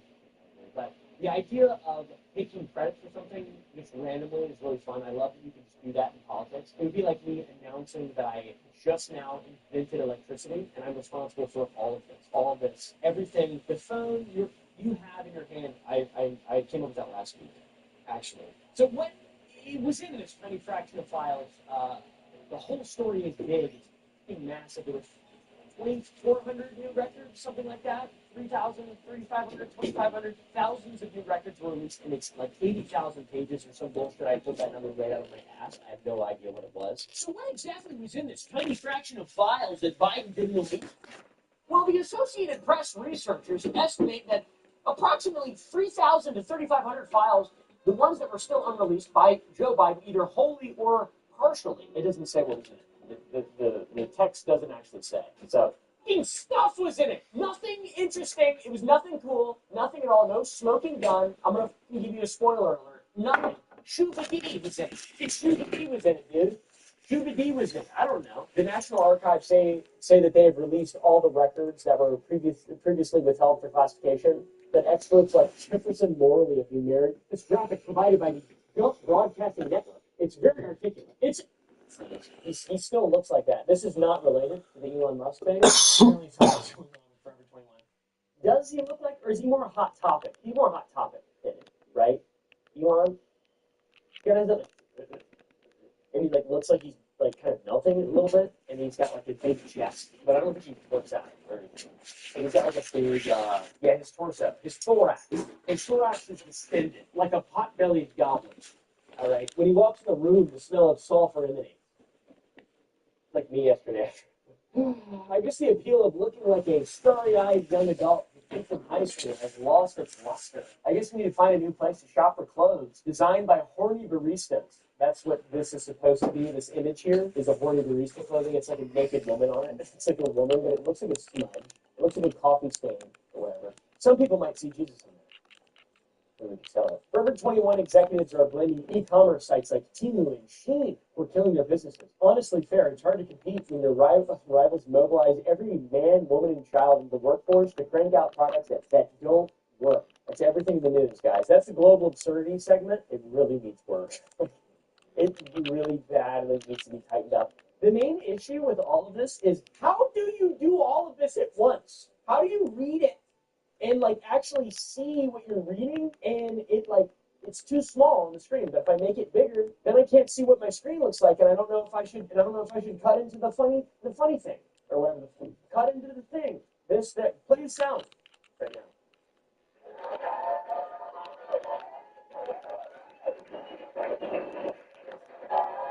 I'm crashing out this episode. Crash out. This is the JFK Files rabbit hole. I'm really excited about this. I've been waiting for the JFK Files for a really long time. I think we have the right slide here. If you kind of know that slide, we have a hole, a rabbit. It looks like Trump's head on the rabbit, and then it says JFK Files. It's a very well made thing. It's a very well made thing. You know, it's a visual cue, if you will.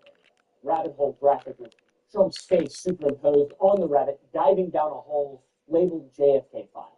That's literally what it is. That is the prompt that was used to get it. So as all of you know, or some of you, maybe, probably not that many of you, most of you, I'm sure, actually don't care that much. Former President Trump and current President Trump recently released the long-awaited JFK assassination files. I've been super excited about this. Big conspiracy guy, love conspiracy, love JFK, and these files apparently are fully unredacted and are fully transparent. I'm just now realizing JFK was assassinated. Back in 1963, President John F. Kennedy, former President John F. Kennedy Jr., that wasn't him, that was his son that died in a plane crash. I'm so dumb. President John F. Kennedy was shot while riding in a motorcade in Dallas, and there is much speculation as to who shot him and how it happened exactly because there's been so many conflicting reports. There was a film, the Zapruder film, that came out that showed a bunch of interesting stuff. People think that the driver in the front shot, it's very confusing. There is a lot of speculation about what happened and how exactly it happened, and some experts even believe that his head just did that. Yep. For some reason, this is a related slide. Anyways, for decades, conspiracy theorists have speculated about who really killed JFK. I have speculated about who really killed JFK. Was it the CIA? Was it the Mafia? The Illuminati? Was it Ted Cruz's father? I didn't speculate that, but Trump actually suggested as one of his 2016 campaign stops that Ted Cruz's father had something to do with the assassination of JFK, which is crazy. And now Trump is claiming he is fully released, and it appears as though most of the files have been released. All the secret shit that we've been waiting for since the 60s and that has been released and actively being released since 1992. He announced on Truth Social stating, "I have just fully declassified all of the long sought after JFK documents. My DoorDash order was late. Period, no tip." I don't know why he wrote that at the end of his Truth Social tweet. But the JFK thing, it sounds impressive, but it's not really. The files have been being released for a long time. They've been actively released for a very long time, since the 90s, 1992. The next slide we'll articulate that. Look at this. These are all the presidents who have been releasing the files. You can clearly see from this graphic provided by the Gulf Broadcasting Network, it's very articulate. The production value is increasing at a snail's pace, dramatically, every single episode. Oh! I got more tech on now. It's like when Netflix keeps announcing they're adding new episodes of a show, but it's actually just the same 3 episodes that they've had since 2016.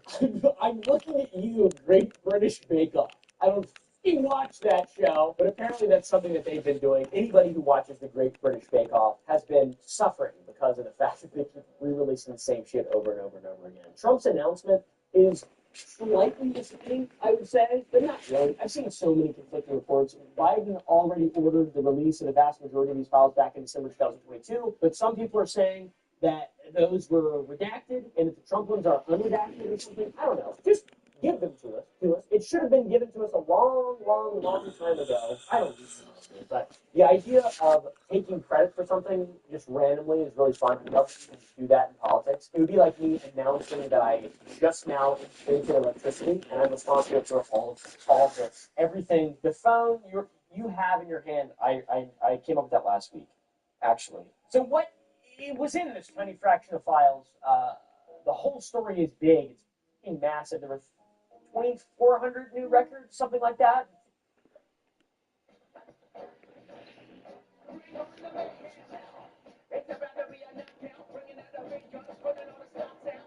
3,000, 3,500, 2,500, thousands of new records were released, and it's like 80,000 pages or some bullshit. I pulled that number right out of my ass. I have no idea what it was. So what exactly was in this tiny fraction of files that Biden didn't release?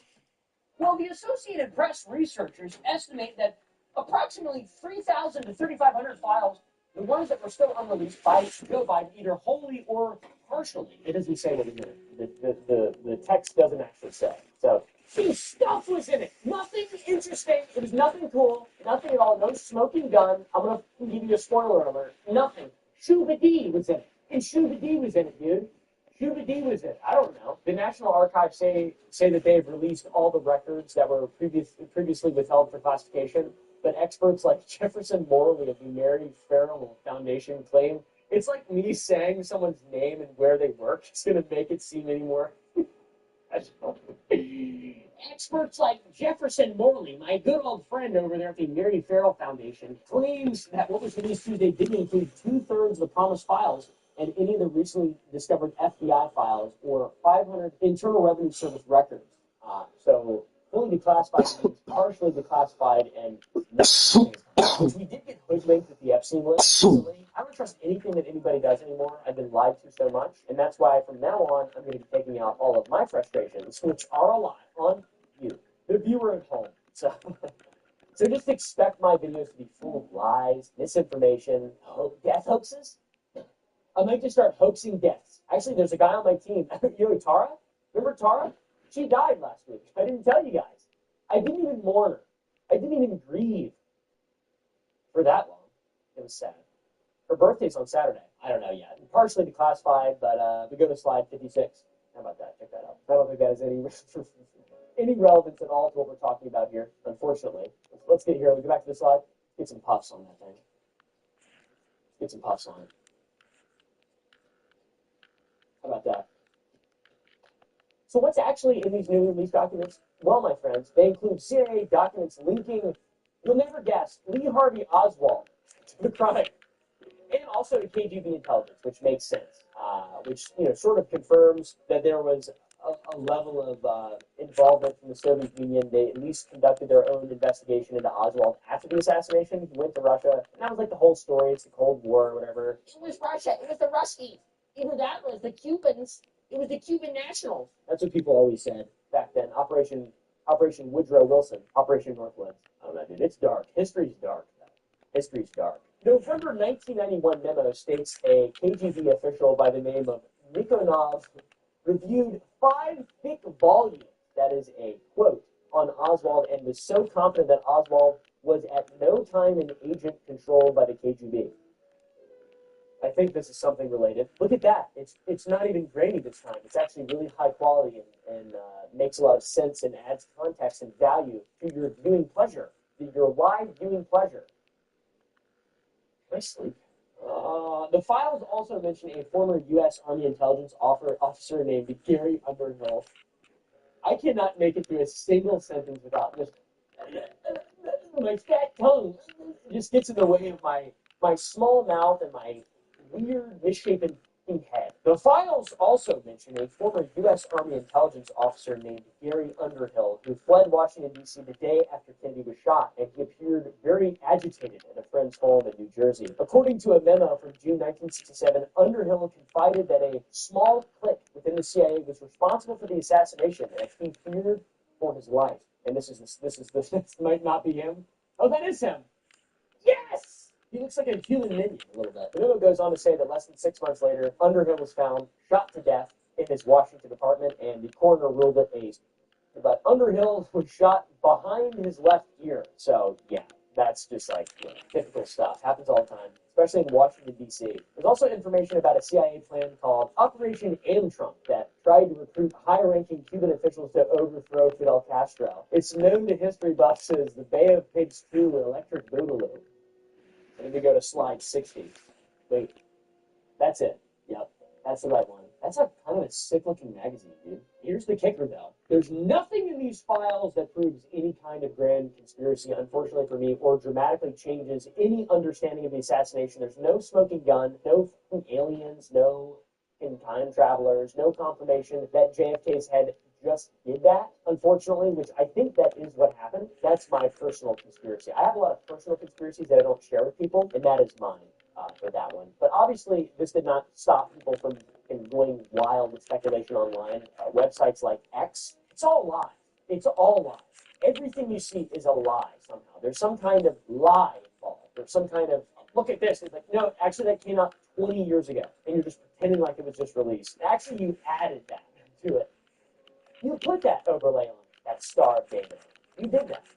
Why'd you do that? The whole Epstein clientless thing, though, that has me really sour. I'm gonna be real. I was excited to see what that list said and see, what exactly was going on. I want to see all these people. I want to get a list of names. I want to start. Let's get more lists. I think people we don't like, list. People we like, list. People who we're kind of on the fence about and might go on the list of the people we don't like, another list. I think lists are underutilized and kind of underrepresent the amount of data that is in my life, I would say. I have a lot of nothing really. I have no data at all. I'm like a bug kind of. And there's like just lamps around pretty much. And I just go to them. I don't think I just go to the lamp. Bug moment. We need a bug edit. At the end of the day, I think the CIA still did it, and the entire government is evil, bad, and wrong. Pause for effect, badong. We all know that they're not going to release anything meaningful ever. They're just not. It's not conducive to a good, happy populace who know the truth. I don't know, dude.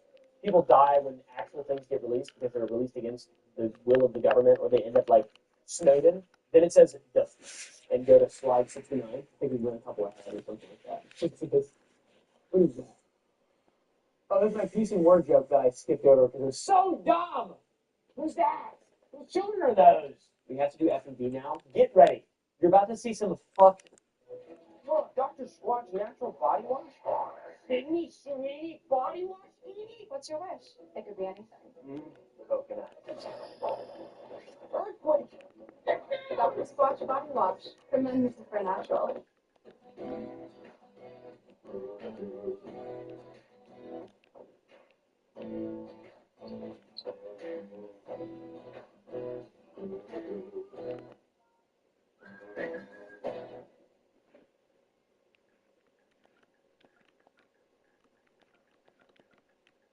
Shit. The funniest novel videos of the week.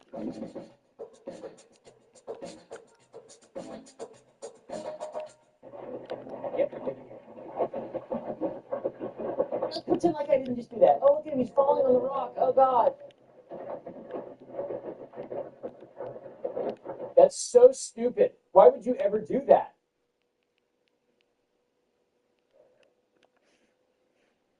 Roll the clip. This guy trying to knock down a beehive with crushers. That's so dumb.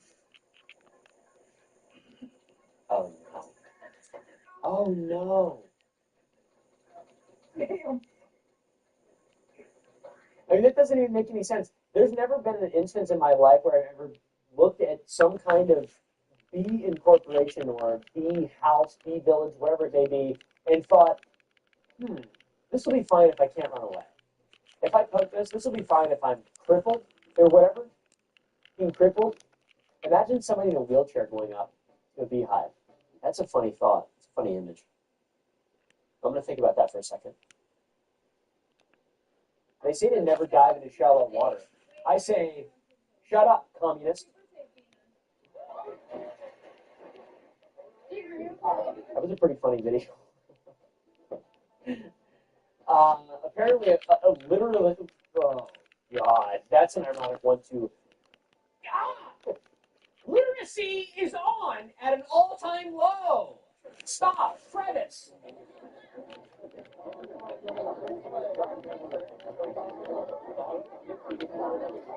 They're all in the crevice.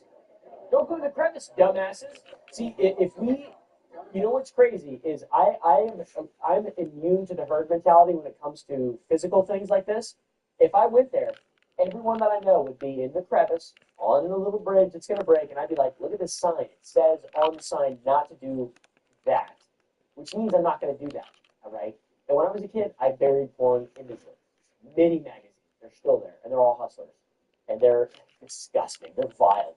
You ever read a hustler? It's vile. They're going to have to cut back on the wheat and chaff. By the way, are you team wheat or are you team chaff?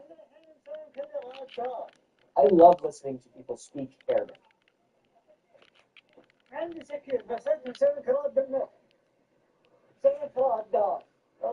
Oh. Damn.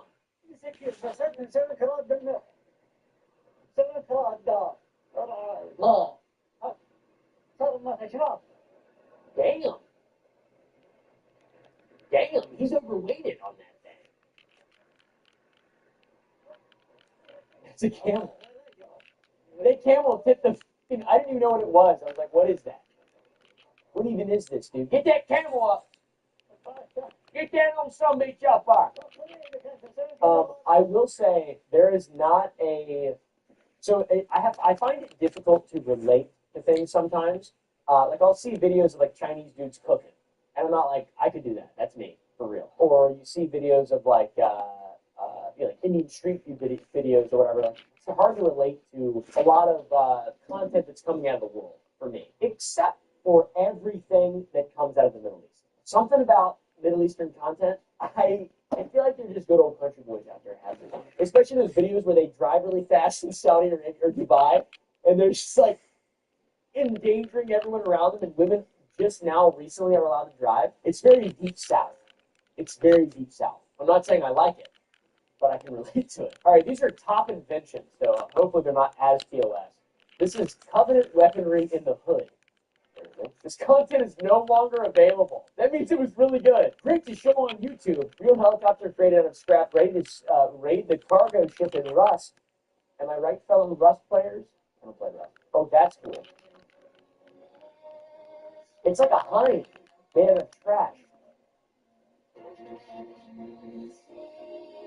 That's so weird. It's uncanny. It looks like a hind, but it's really small, and it's made out of like exhaust pipes and stuff. You'd have to be a little bikini fella to get in that thing, bud. Shit. You have to be a dwarf racing around, drive-by pervert. This is gonna be funny. Towel, this keep all the heat and that moisture in. You know what I'm saying? I'm gonna lift that up. Yeah, you see that? That thing hitting. But yeah, like I told you, like the metal is a real good conductor. And then when you dump it in there with the water, it boils everything. Oh, that is insane. That is so crazy. It's honestly very intelligent because whatever he's using is not shorting out and catching fire, and it isn't pulling enough amps to trip the breaker or wherever that circuit is. This is insane. Ooh. This is what I use to boil the water. This is a water bug. Some people call it a stinger, but I'm from Georgia. We call it a bug. There's my socket. Actually, the plug. Water bug socket. I made those with 2 razors, and I got some copper wire that I took. This is crazy. Just maybe ask, and they might give you one, or they won't. Is this like you can't have this in prison? It's water bug. This is amazing. Ooh. This is what I use to. That is insane. That is so crazy. It's honestly very intelligent because whatever he's using is not shorting out and catching fire, and it isn't pulling enough amps to trip the breaker or wherever that circuit is. This is insane. Ooh. This is what I use to boil the water. This is a water bug. Some people call it a stinger, but I'm from Georgia. We call it the bug. There's my socket. Actually, the plug. Socket. I made those with 2 razors, and I got some copper wire that I took. This is crazy. Just maybe ask, and they might give you one, or they won't. Is this like you can't have this in prison? It's water bug. This is amazing. That ain't nothing but 2 master locks. Like your regular master lock with the hook on. Hold on, let me grab one. Okay, like I took. So how is he getting master locks? I took the hook and I put 2 together, and I fused them together with a copper wire. I put it in the water, and that thing get the boiling. This is easily the most interesting thing I've seen. Ingenious, certified genius, certifiable genius, living his life way more effectively than I am right now. Here's a noisemaker thingamajig. Let's try that out. Let's try that on the side. This makes noise, and it's a thingamajig. Oh, it clacks against the. This is something I would admit. That's something I would admit. I think that's a very human design. I feel like that's a unique design. The amount of sound that it makes, though, I would add some kind of top-loading shotgun as well to it, and cut the plastic off of the shells and have it blast as well, and that would help the springing. Um, that's what I would do. That's how I would kind of contribute to that. I'm sort of like Thomas Edison. Apparently, it has Ayurvedic Many friends do not qualities. like to exercise too much. So, I invented this fitness exercise bike. The design is very human. Let me demonstrate. We just need to step Yes. forward. It can exercise the muscles very well. Very easy to use. The design is very human. Who is this? All right, that's it. That's it for F&B. Lock in. The middle children have been noticed. Do some push-ups and lock in. Dude, I'll do a push-up right now. Let's do some bug push-ups. All right, check this out. Do this at home. If you can do this at home, I won't believe you. I don't think anybody can do this. It's not normal. So these are my fingertips, right? I'm on my fingertips. If I go like this, if I do a fingertip push-up, like this, also already quite hard, quite difficult. All the way down, all the way up, right? And then you take a finger away. All the way down, all the way up. And you take a finger away. All the way down, all the way up. And you take a finger away. And then you go all the way down, and you go all the way up. And then you hope and pray to God that your thumb stays in the spot that it was put by God. And you hope and pray. And my fingers are off the ground. I'm only using my thumb, and I'm going to hurt myself. But I'm also going to do a push-up on my thumbs. And it hurts. And it's not worth it. But, look at that. That thing hurt, man. Come on. Oh, shit. Someone said do push-ups and lock in. That made me not want to lock in. That made me unlock. In the next episode, can you be hanging from a swing on the ceiling?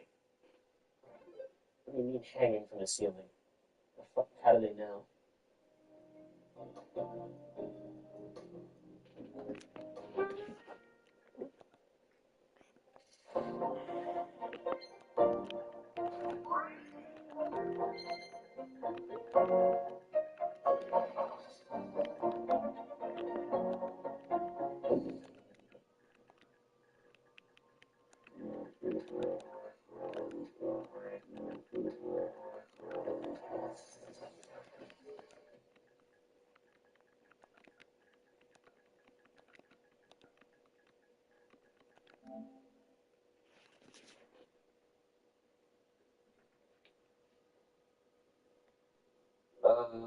Es decir, mi mente es una tormenta. No creo que la mayoría de la gente quisiera ser yo. Puede pensar que querrían ser yo, pero no lo saben. ¿Tu tormenta es una tormenta feliz? No. Me cansé de oír el nombre de Elon Musk y no entiendo bien qué pasa. ¿Quién es este tipo? ¿De dónde es? ¿Cómo construyó un enorme imperio empresarial hasta convertirse en una de las personas más ricas del mundo? ¿Y qué podemos aprender de su compra de Twitter? Así que me puse a investigar a fondo y busqué todo lo que pude sobre este tipo. Su educación, las empresas que inició, hablé con las empresas que trabajaron con él y han trabajado para él. Muchas de ellas quieren permanecer en el anonimato por razones que pronto entenderás. He hablado con gente que lo ama, gente que lo odia, gente que solía amarlo y ahora lo odia. Si fuera un empleado de Twitter en este momento, probablemente solo haría mi trabajo. No dejes que sepa tu nombre. Así que, después de meses de investigación, siento que por fin tengo una idea de quién es él. Entiendo cómo construyó su imperio, cómo trata a la gente a su alrededor, y la verdadera razón por la que creo que compró Twitter. Elon Musk hizo una oferta no solicitada para comprar la plataforma de redes sociales. 44.000 millones de dólares. Déjame mostrarte el ascenso y reinado de Elon Musk. Eres un supervillano. Esto es lo que hace un supervillano. Sí, es adicto al drama, es adicto al riesgo. Y cuando las cosas parecen ir bien, casi tiene la compulsión de agitarlas.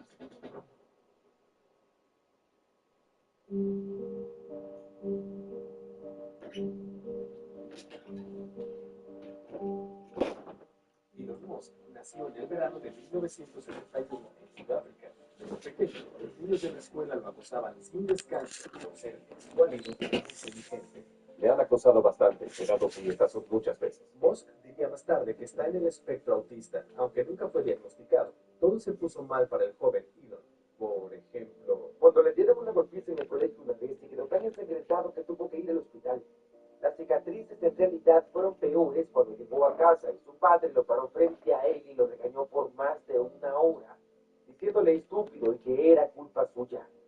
Historias como esta me revuelven el estómago y te das cuenta de que los traumas y las cicatrices de este tipo de abuso, tanto físico como emocional, no se van fácilmente.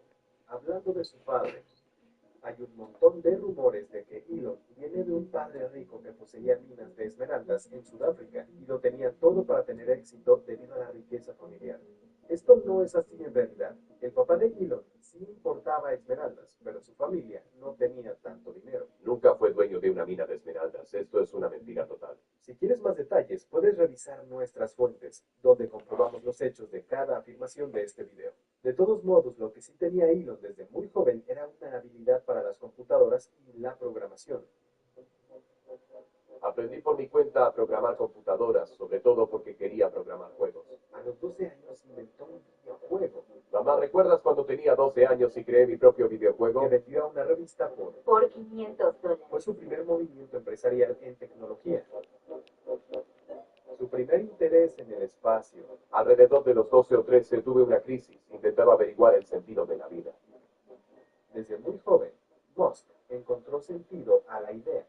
Want to learn how to spend crypto? You can with BitRefill. Buy gift cards, eSIMs, open refills, and more online. Don't believe me? Check out the Trustpilot reviews. They're changing the game. One of the most important wars of the last 50 years is one that we don't hear about much. When, in 1980, two of the Middle East's most powerful countries, Iran and Iraq, waged 8 years of some of the worst trench and chemical warfare since World War I, leaving both countries devastated. This is the war that fractured the Middle East into lines that still play out in nearly every conflict there today, except the US and Iraq on a path that ultimately led to the American invasion, and it defined Iran's often hostile relationship with the wider world. This is the Iran-Iraq War. It's 1979, and Iran is in the middle of a revolution.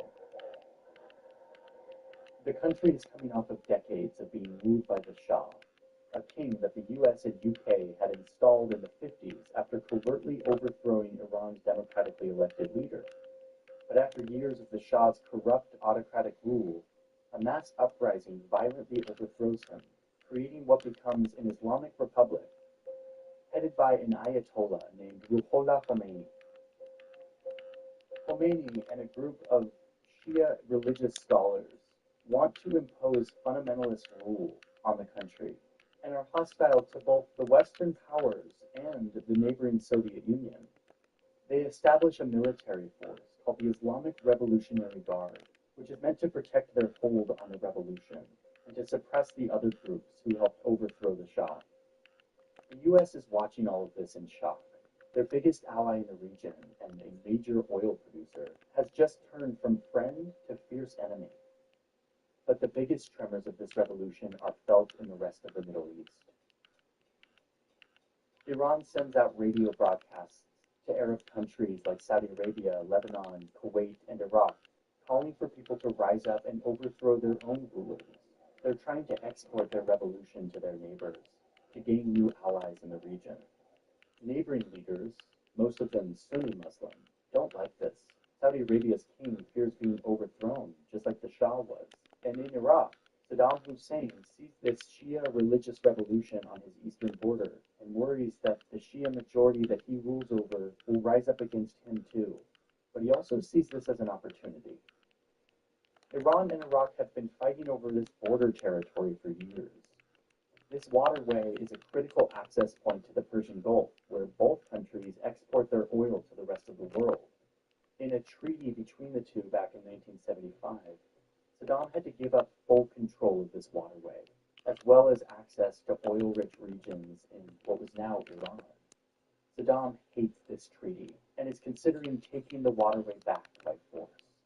The Iranian Revolution has left the country weak and fractured. Khomeini and his Revolutionary Guard are still fighting other political factions for control. The Iranian military, which used to be funded and trained by the United States, is now weak, its leaders having been jailed or executed after the revolution. Iran's military would normally be able to crush Iraq in an invasion, but maybe not anymore.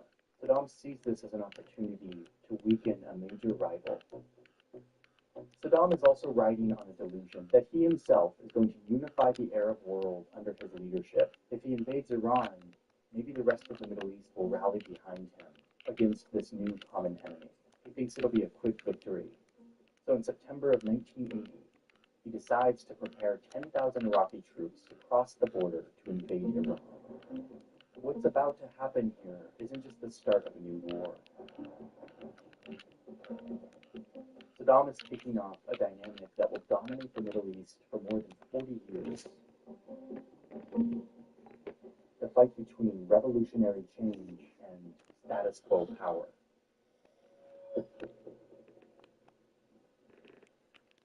The war officially starts when Saddam sends his air force over the border in a surprise attack on Iranian air bases.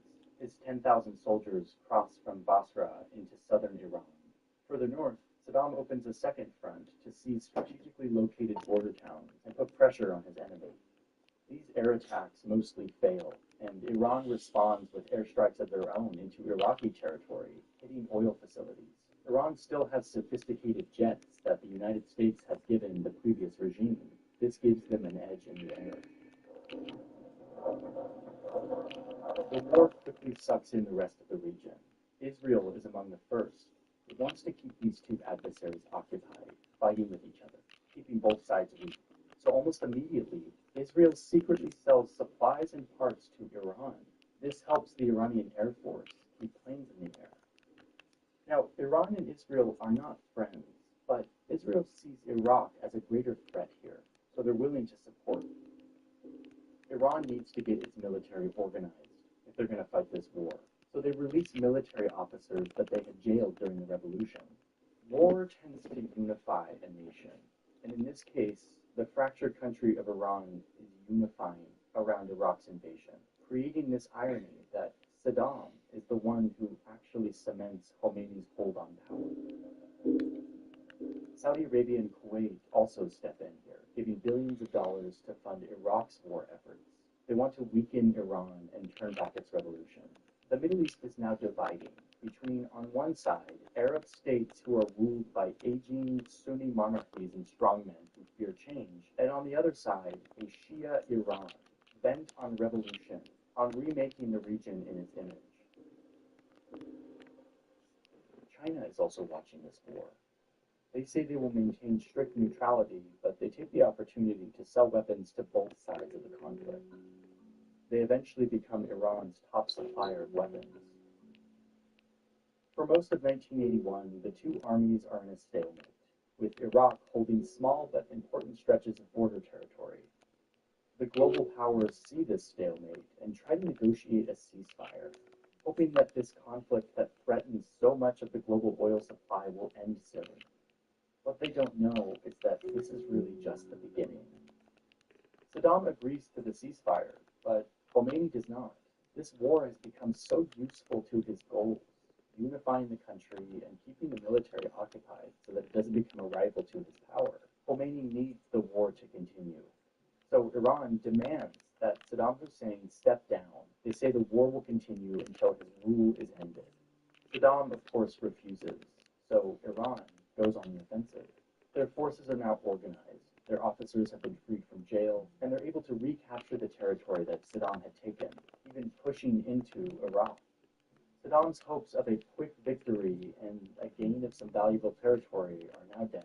So he turns to the United States for support, and the U.S. agrees to help. They hope to weaken Iran.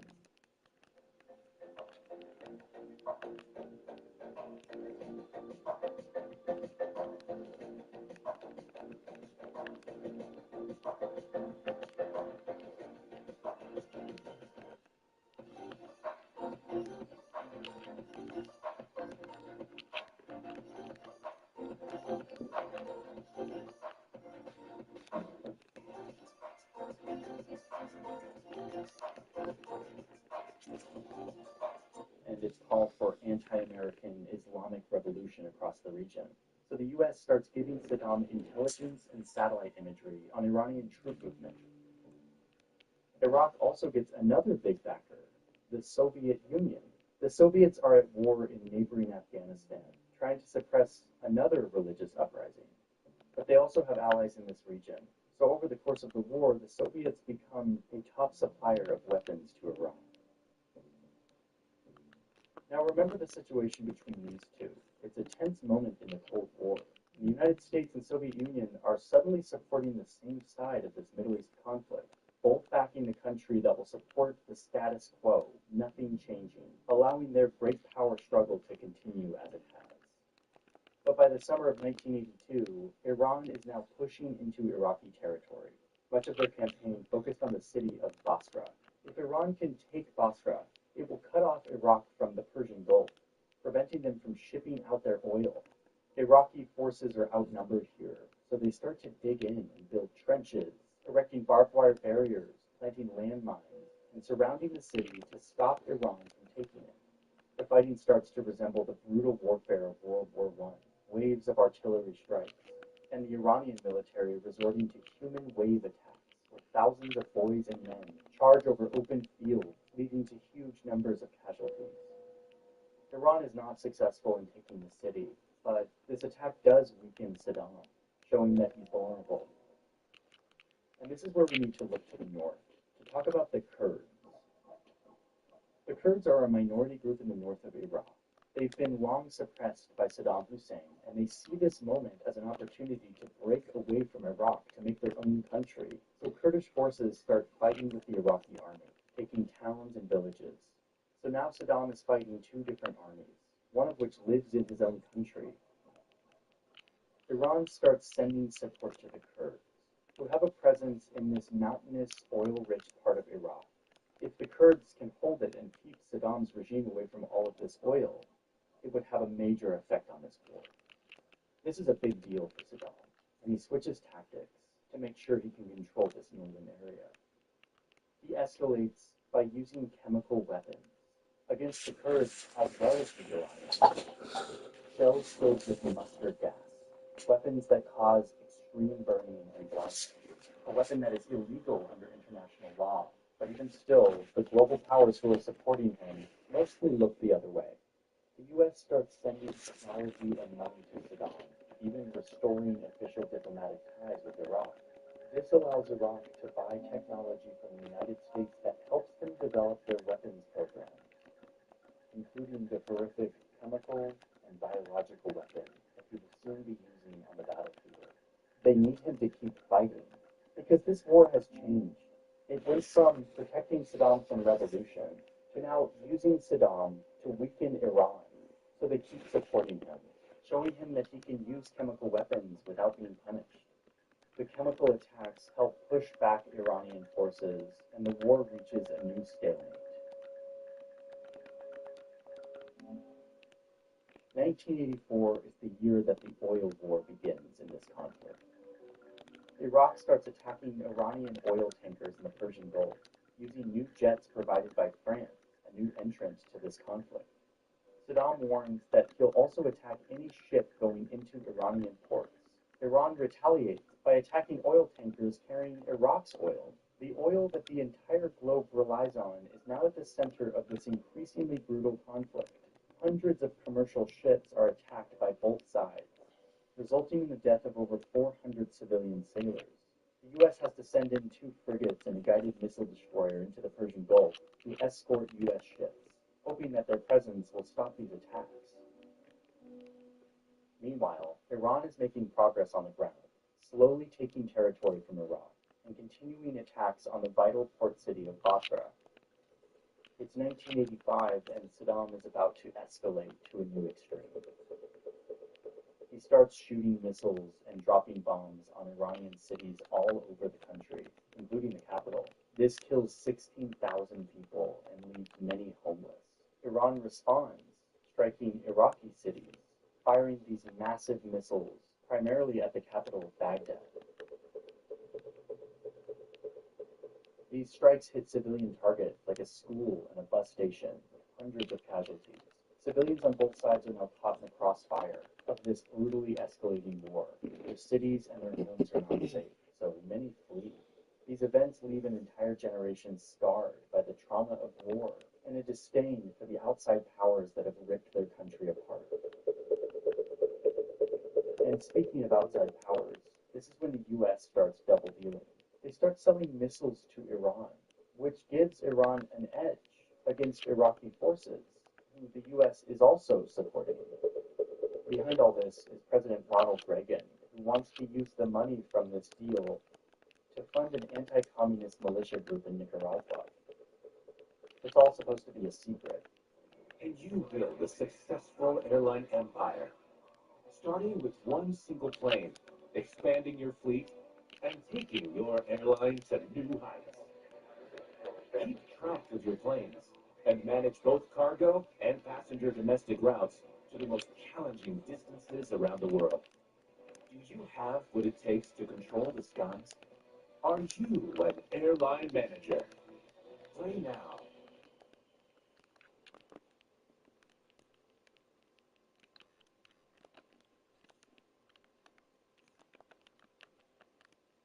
On this issue of God being there to protect us from suffering, the reason that at a very early age, I found that untenable is that I knew how much suffering there was in human history, and God allowed it to happen. So when people say they expected God to help them in their suffering, my first reaction is, well, that will eventually come out and be known as the Iran-Contra scandal.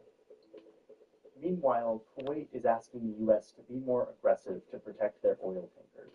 Iranian attacks on their ships have started to take a toll. The U.S. is getting more involved in the war. Their presence in the Persian Gulf is growing. They start putting American flags on Kuwaiti tankers to deter Iran from attacking them. And then in March of 1988, Iran partners with the Kurdish fighters to take over the Iraqi town of Halabja. The Kurds know that this is going to set Saddam off, and they brace themselves for a brutal retaliation. But what comes next is worse than anyone could have prepared for. The Iraqi army drops bombs and artillery shells containing deadly chemicals, blanketing the entire town with a cloud of deadly gas that sinks into homes and buildings and the underground shelters where many were hiding for protection. It's a brutal attack that kills over 5,000 Iraqi Kurds, mostly unarmed civilians. And it was a part of a broader campaign that Saddam was now waging to wipe out the Kurdish people entirely. He now had what he believed was a justification. So the Iraqi army starts going village to village, dropping chemical weapons on civilians and executing any survivors. This resulted in an estimated 50 to 100,000 deaths in what has now been deemed as a genocide, one of the many war crimes committed by Saddam Hussein. The U.S. knows this is happening, and yet, according to now public documents, the official government line was to turn a blind eye, to blame everything on Iran. Saddam's horrific war crimes project a new fear onto the civilians in Iran, who now worry that a missile loaded with deadly gas could land on their cities. Many flew to take shelter in the mountains. And by now, after 8 years of devastating war, Iran's economy and social order is frayed. Their leader, Ayatollah Khomeini, is feeling the pressure to end this war. More than 1 million lives have been lost in this war. All sides are looking for a way out, and the UN Security Council is pressuring the parties to accept a ceasefire.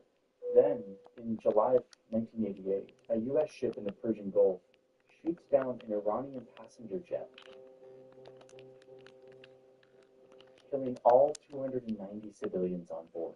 The U.S. shakes it off as an unfortunate accident, saying that they mistook the airliner for a hostile F-16 fighter jet. They pay compensation to the victims' families, and President Reagan sends a letter apologizing. But the government never formally apologizes. And the captain of the ship who did this later received a medal, which fed a deep suspicion in Iran that this attack was deliberate, that it was a scheme to coerce them into accepting peace. Fear of more American attacks, along with a new offensive by Iraq, pushes the Iranian forces to withdraw from the country, and both sides finally accept a ceasefire. The war is finally over. And after all of this, the borders were unchanged from before the fighting. But in some ways, this was really just the first round in a larger conflict that has continued through to today, a war for the future of the Middle East, one that the United States is deeply involved in, but that most expresses itself as a Cold War between Saudi Arabia and Iran, who now fuel civil wars around the region in Lebanon, Syria, and Yemen, backing their own proxy fighters and making these conflicts worse. But another major takeaway here is that this war defined Iran's relationship to the rest of the world, especially the United States. Iranian hardliners came to feel confirmed in their belief that they could never trust an outside world bent on Iran's destruction and seemingly unconstrained in their violence, leading some leaders to conclude that only nuclear weapons could stave off disaster from the outside. Saddam Hussein's Iraq emerged battered by this war, humiliated by this failure against Iran. He faced growing internal resistance from his people, which he suppressed with more and more violence. He also came out of this with huge war debts to Kuwait and Saudi Arabia, angry that his allies had billed him to fight a war on their behalf. A few years later, Saddam invades Kuwait, seeking its oil, taking the spoils that he felt he was owed. And this is when his one-time backer, the United States, quickly turns against him, expelling him from Kuwait and beating him back in a swift 43-day victory, cutting him off from the world economy and turning him into a pariah, an enemy. A decade after Saddam had gassed his own people, the U.S. finally blamed him for it, turning this into a byword for his cruelty and the centerpiece for their demand that he step down. A few years later, George W. Bush would cite these weapons of mass destruction, the ones that he would never find, as a reason to invade the country, to topple Saddam. Bush's war room was filled with the same officials who had covered for Saddam and his war crimes in the first place, and making it so crystal clear that even though this war between Iran and Iraq ended decades ago, the Middle East we see today is built off of what happened during those 8 brutal years.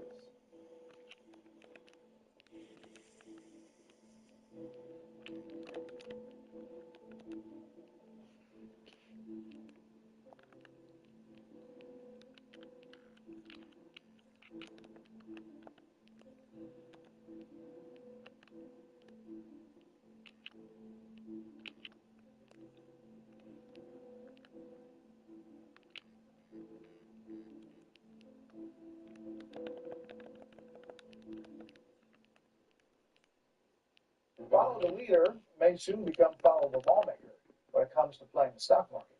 Tonight we look at a new app that allows you to copy trades made by congressional leaders. Congressional correspondent Aisha Hassan shows us from Capitol Hill. You can't beat them, you might as well join them.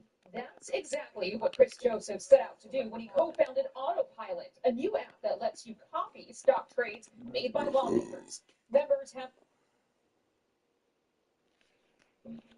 A orillas de la vía fluvial más importante del planeta se asienta Yemen, un lugar que fue 2 países durante décadas hasta 1990, cuando se unificó en uno solo, un frágil mosaico de grupos, todos con diferentes orígenes tribales, creencias religiosas y aspiraciones políticas.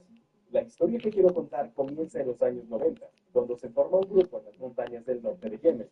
Lo inicia un grupo de yemeníes religiosos que se hace llamar la Juventud Creyente, miembros de una secta musulmana chiita llamada los saidíes. Los musulmanes saidíes solían ser mayoría cuando el país se dividió en 2, pero en el nuevo Yemen unificado se convirtieron en minoría y se sintieron ignorados y discriminados. Al principio, el grupo se centra en reconstruir la identidad religiosa saidí, organizando campamentos de verano para jóvenes y ofreciendo educación religiosa. Pero a finales de los años 90, el grupo empieza a cambiar de forma significativa. Un miembro del Parlamento de Yemen dimite en protesta y se une a la Juventud Creyente. Considera que el gobierno de Yemen es corrupto y está demasiado influenciado por su vecino del norte, Arabia Saudita. Al-Houthi culpaba a la influencia exterior de muchos de los problemas del país, así que cuando abandona el gobierno, Al-Houthi utiliza su riqueza y conexiones familiares en la comunidad saidí para convertirse en el líder de la Juventud Creyente. Quiere una revolución islámica inspirada en la de Irán, que expulse toda influencia extranjera y restaure los valores islámicos.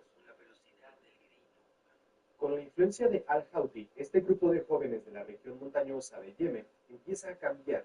Comienza a protestar contra el presidente yemení, Ali Abdullah Saleh. Pronto empieza a empuñar armas, a apoderarse de territorio y finalmente a establecer sus propios controles de seguridad en su región. La juventud creyente empieza a parecerse mucho menos a un campamento de verano y mucho más a una milicia, a una rebelión. El presidente Saleh, que antes había apoyado a la juventud creyente, comienza a preocuparse y entonces, en el 2001, todo Oriente Medio cambió para siempre. Tras el 9/11, Estados Unidos lanza una guerra contra el terror. Pide ayuda al presidente Saleh y este coopera, aceptando ayuda militar y permitiendo que las fuerzas especiales estadounidenses operen dentro de Yemen, donde el grupo terrorista Al-Qaeda tiene poder. 18 meses después, la presencia estadounidense en la región se dispararía aún más cuando el ejército norteamericano invade y ocupa Irak. Para Al-Houthi y su grupo de jóvenes, esto cruza una línea roja y radicaliza profundamente el movimiento.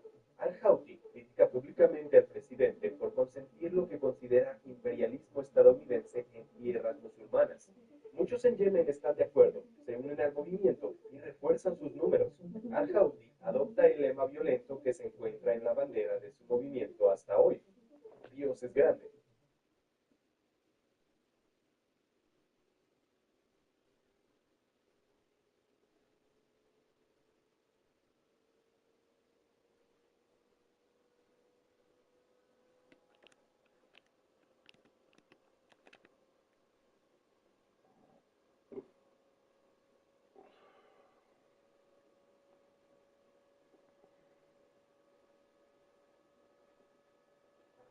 Bueno, hoy vamos a tocar cuatro temas.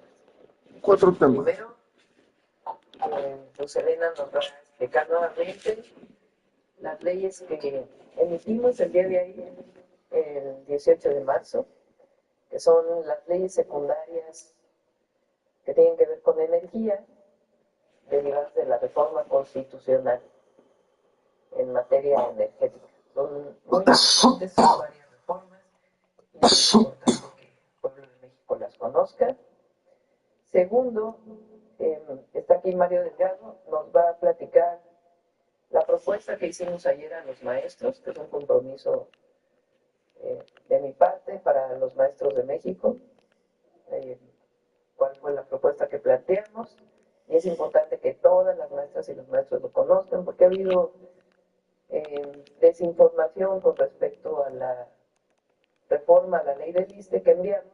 La retiramos por la desinformación que hay, pero el objetivo es seguir apoyando a los maestros y maestras y a los trabajadores del Estado en las deudas tan grandes que se han hecho a partir del FOBISTE y algunos otros compromisos que establecí con las maestras y maestros de México. Y después Rosa Isela nos va a platicar ahora sí de las boletas, cómo vamos a participar el 1 de junio, cómo está la votación del 1 de junio respecto al Poder Judicial, y antes de cerrar la conferencia, el detector de mentiras. Entonces vamos primero con Luz Elena. Con su permiso, Presidenta, muy buenos días a todas y todas.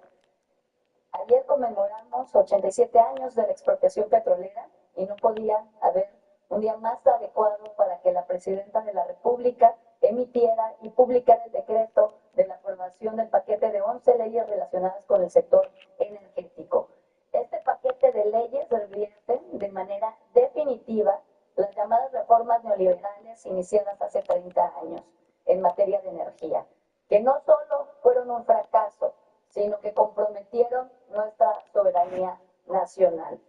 Hace menos de una semana, la primera por favor, el 12 de marzo, la Cámara de Diputados aprobó el paquete de iniciativas enviadas por la Presidenta primero al Senado y después a la Cámara de Diputados, mediante las cuales se expiden 8 leyes secundarias y se reforman 3 leyes secundarias. Las 8 leyes que se expiden es la ley de la Empresa Pública del Estado, Comisión Federal de Electricidad, la ley de la Empresa Pública del Estado, Petróleos Mexicanos, la ley del sector eléctrico, la ley del sector hidrocarburos, la ley de planeación y transición energética, la ley de biocombustibles, la ley de geotermia, la ley de la Comisión Nacional de Energía, y se reforma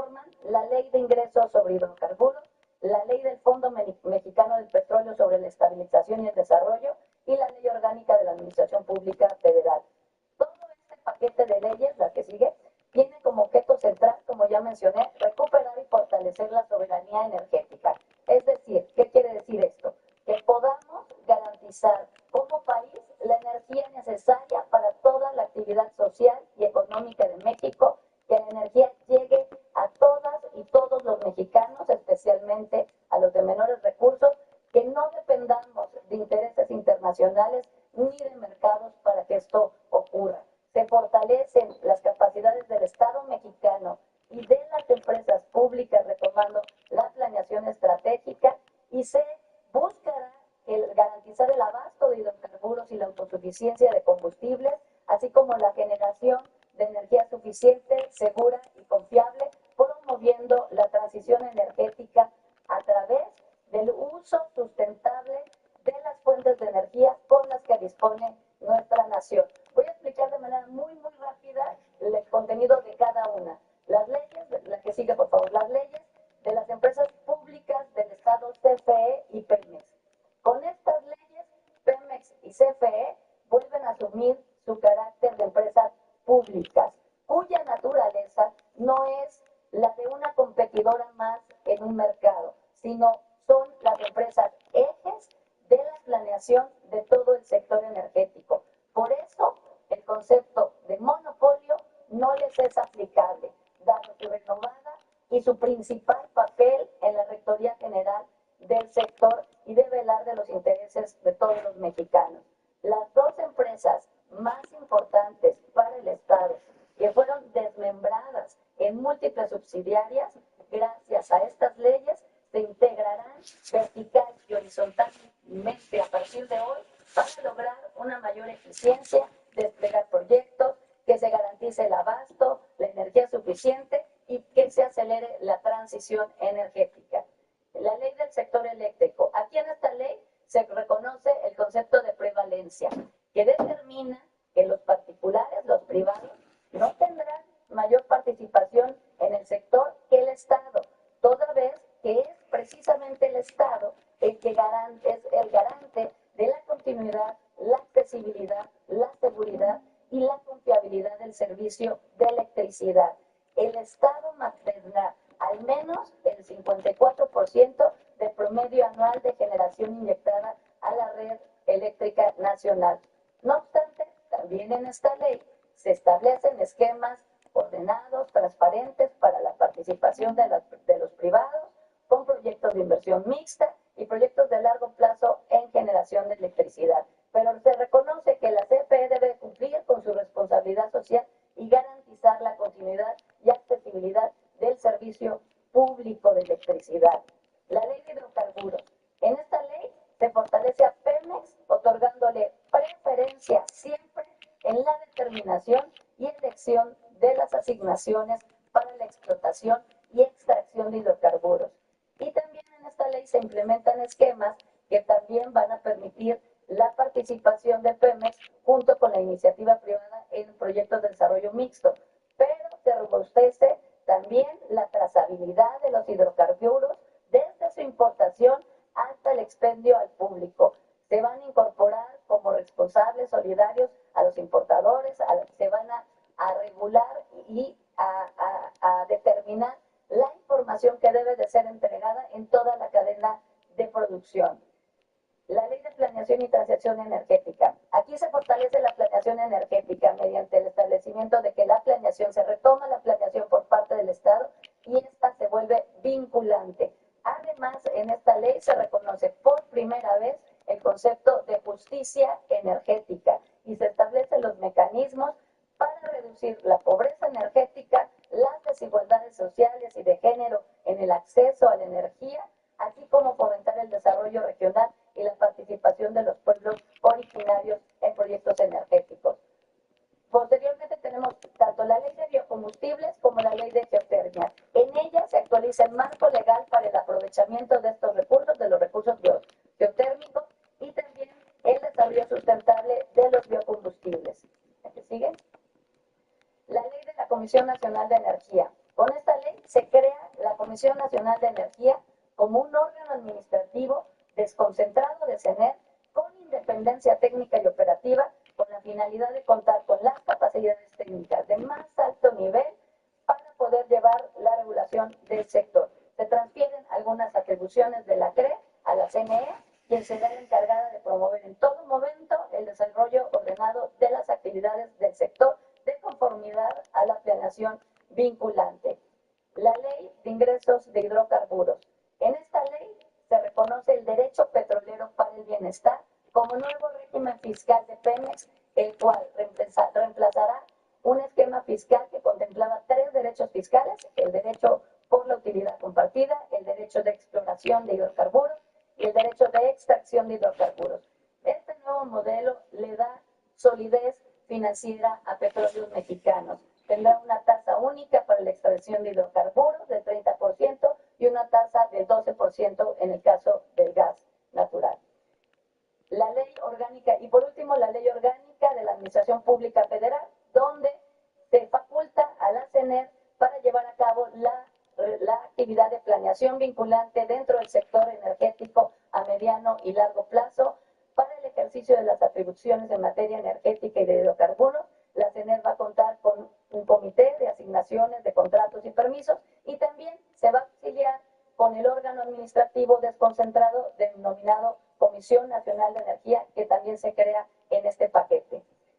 Este paquete de leyes es de grandes dimensiones, propias de una transformación histórica, porque la generación eléctrica, el petróleo y los recursos que generan han vuelto a ser del pueblo. Han sido rescatados y ahora serán administrados sobre todo en beneficio del pueblo. Las reformas constitucionales y las reformas legales que ayer publica la Presidencia de la República rescatan y relanzan a la energía y sus sectores como lo que son: un bien estratégico, insustituible, cuya garantía estará a cargo del Estado y no sujeto a un juego mercantil de intereses privados.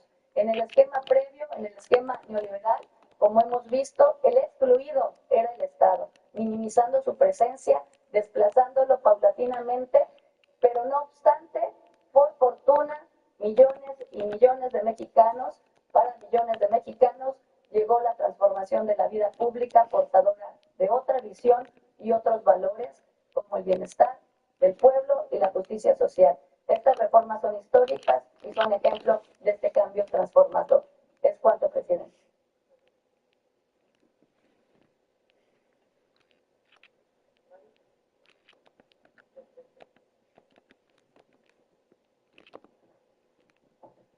Muchas gracias. Buenos días a todos y a todas.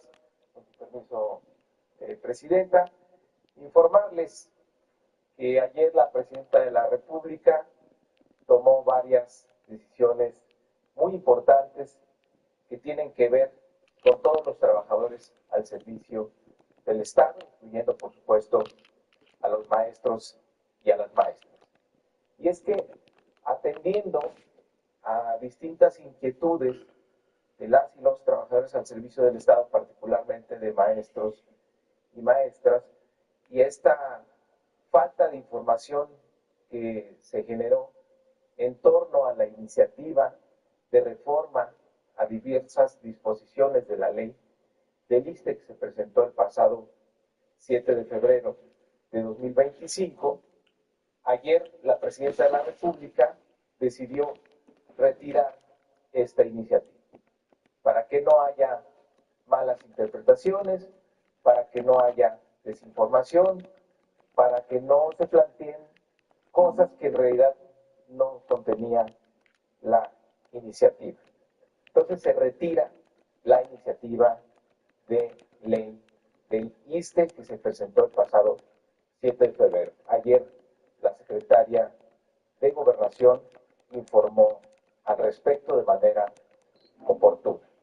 Sin embargo, la presidenta tiene el compromiso de mejorar siempre las condiciones de los trabajadores, de los maestros y las maestras. Entonces, los beneficios que venían en esa iniciativa, la presidenta está planteando rescatarlos a través de un decreto presidencial. ¿De qué beneficios estamos hablando?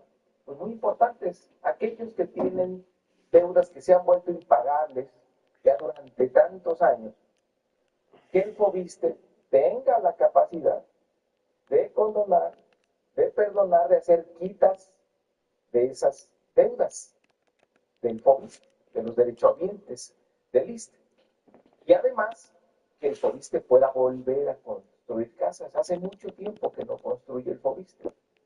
Y esto ha limitado que los trabajadores puedan ejercer el derecho a la vivienda. Entonces, los beneficios de esta iniciativa trataban precisamente de proteger el derecho a la vivienda que tienen los trabajadores al servicio del Estado. Entonces, eso se va a buscar establecer mediante decreto. Ahora, otro asunto muy importante que tomó la presidenta y lo vamos a explicar aquí en la presentación es que se congele la edad mínima de jubilación que se establece en la ley. ¿Qué es esto? Vamos a explicar un poco. Actualmente los trabajadores, los derechohabientes del ISSSTE,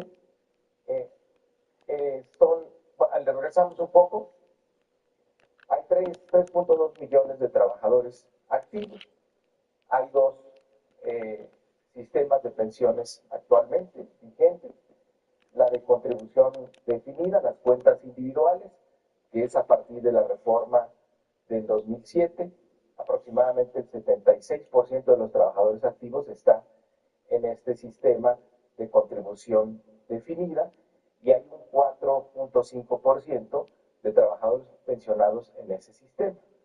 Después está el sistema de beneficio definido, que es a partir del 10º transitorio de la ley del ISSSTE del 2007, es decir, que tenían su pensión determinada. Actualmente hay un 24% de trabajadores en este sistema y hay un 95.5% de trabajadores jubilados en el régimen de beneficio definido. Todos los trabajadores que están en cuentas individualizadas, esto es importante recordarlo, van a tener acceso al Fondo de Pensiones para el Bienestar. Pero bueno, vamos a lo del ENAR, que es lo que ayer tomó la decisión la presidenta. Actualmente la ley tenía un incremento en la edad mínima de jubilación, es decir, si no se hace nada, pues para el 2024-25 señala 58 años para hombres, 56 para mujeres. Para el 2006 aumentaría a 59 años la edad mínima de jubilación para hombres y 57 para mujeres. Y a partir del 2028 se va a 60 años para hombres y a 58 para mujeres. ¿Cuál es la propuesta que le hace a las maestras y maestros del país la presidenta? Que se congele la edad mínima de jubilación en lo que está actualmente, en 58 años y 56 años, en lo que continúa la discusión de este cambio en el régimen de pensiones y se determina la edad final de jubilación.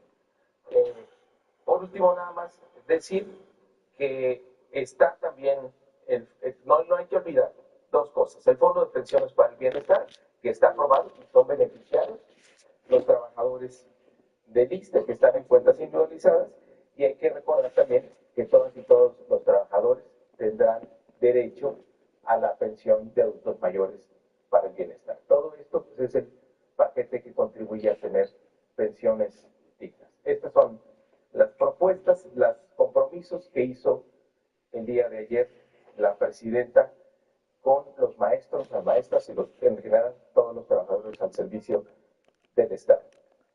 En resumen, retiro inmediato de la iniciativa de la reforma del ISSSTE presentada el 7 de febrero de 2025.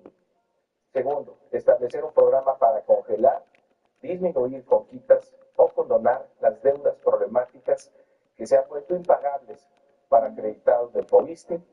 Además, se revisarán los mecanismos para recuperar las atribuciones del FOBISTE para reconstruir, rehabilitar y mejorar vivienda social para las y los trabajadores del Estado. Tercero, detener el incremento en la mínima de jubilación previsto en la ley para mantenerla en lo que está establecido para el 2024, en tanto continúan los trabajos de diálogo. Y quinto, organizar foros escuela por escuela para construir la propuesta alternativa para el ingreso, promoción y reconocimiento de las maestras y maestros que garantice sus derechos laborales, la transparencia y la cero corrupción en esta iniciativa que tiene la presidenta de la desaparición de la UCICA. Y ayer mismo el gobierno de la República reiteró el compromiso que tiene con el respeto a la libre expresión y manifestación y la no represión de los trabajadores al servicio del Estado. Es cuanto, presidente.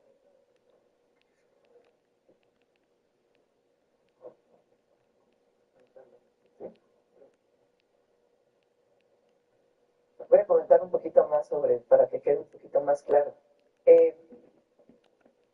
Desde hace mucho tiempo, las maestras y los maestros de México, particularmente organizados a través de la Coordinadora Nacional de Trabajadores de la Educación, han estado pidiendo la derogación de la ley del ISSSTE que se aprobó en el 2007.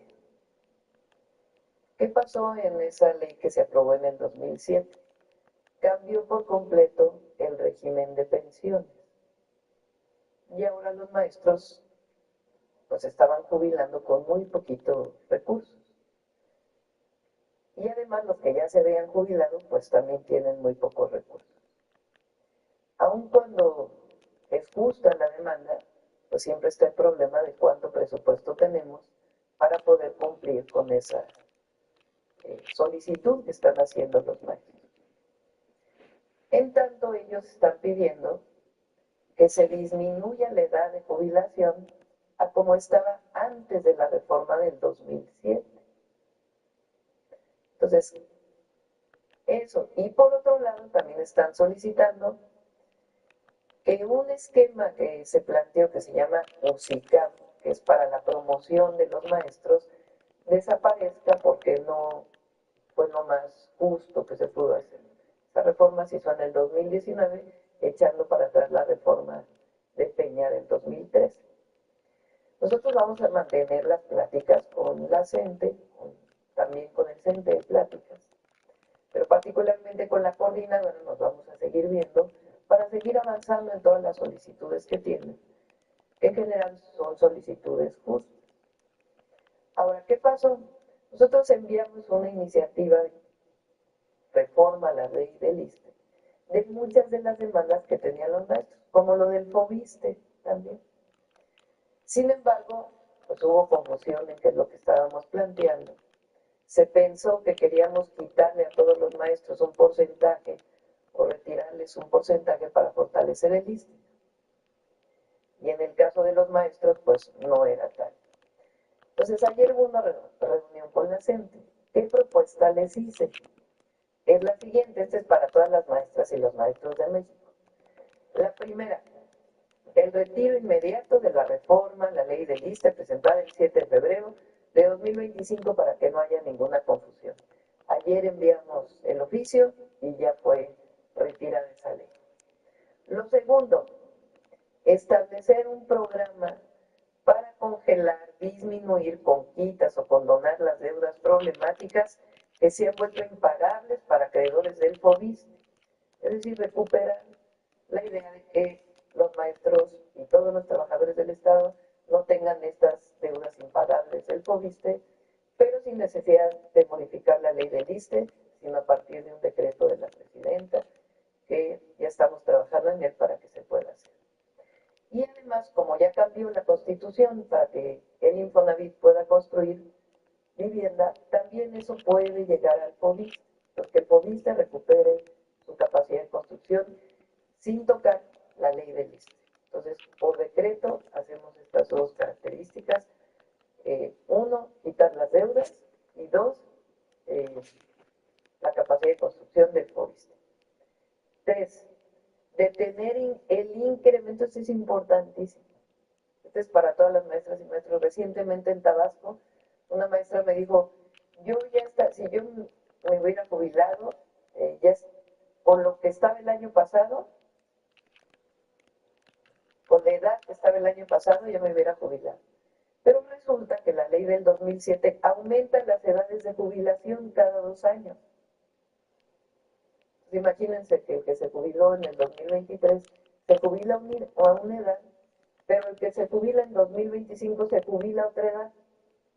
Y el que se va a jubilar en el 2027 a otra edad.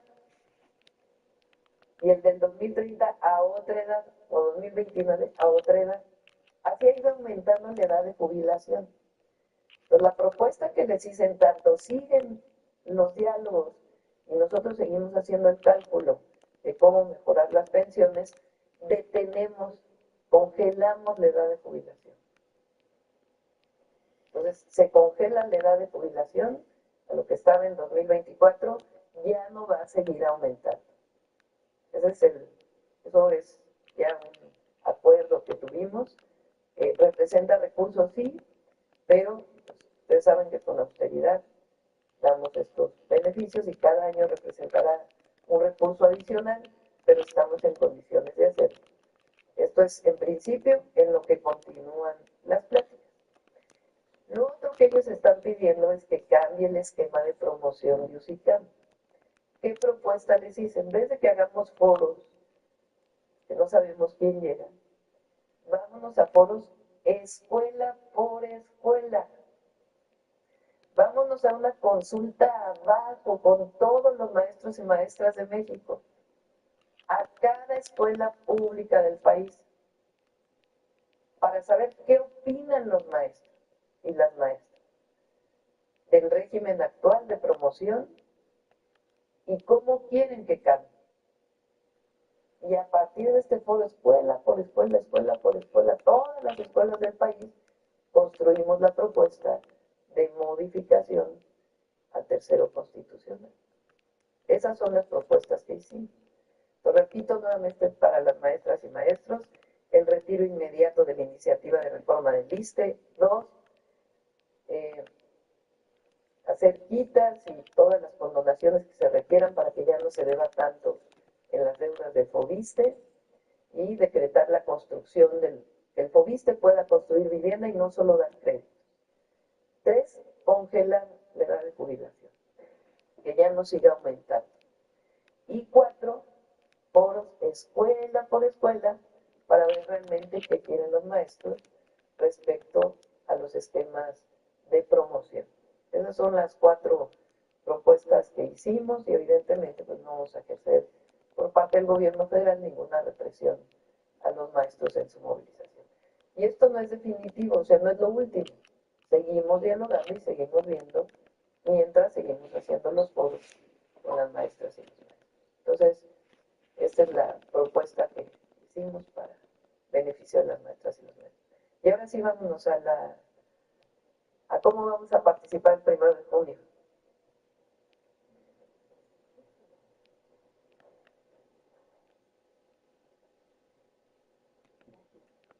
Con su permiso, Presidenta, buenos días a todas y a todos. ¿Cómo participar en las elecciones del Poder Judicial? Adelante. El próximo 1 de junio, tú tienes la oportunidad de elegir un nuevo Poder Judicial que esté del lado del pueblo y que garantice la justicia para todas y todos. Adelante.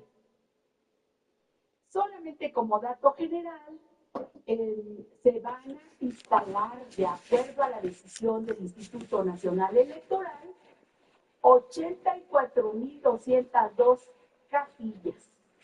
Y esto es para alrededor de 100 millones de ciudadanas y ciudadanos que estarían participando o forman parte de la lista nominal. Adelante. ¿Cómo se puede participar? A la llegada a la casilla, cada persona que acuda recibirá 6 boletas para la elección federal de distinto color cada una. ¿A quién se va a elegir? ¿A las ministras y ministros de la Suprema Corte de Justicia de la Nación? ¿A las magistraturas de la Sala Superior del Tribunal Electoral?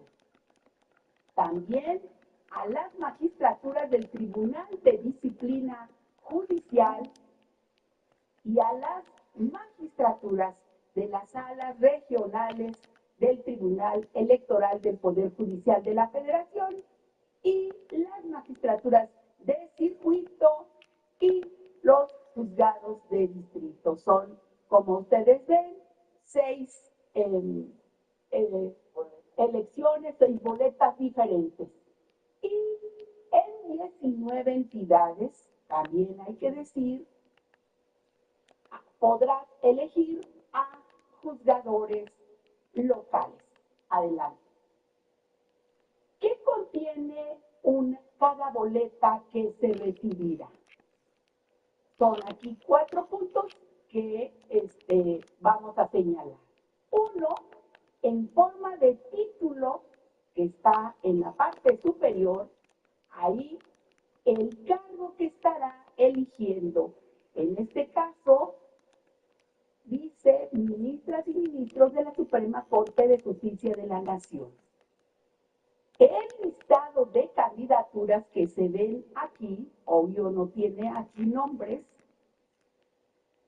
está ordenado alfabéticamente y dividido por género.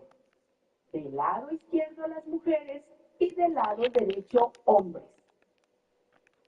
Cada persona candidata tiene designado con un número que antecede a su nombre. Aquí se ven 1, 2, 3 y así consecutivamente en cada boleta. Y en los recuadros con letras rosas, los que se ven a los lados, se identificará el poder por el que es postulada cada persona candidata.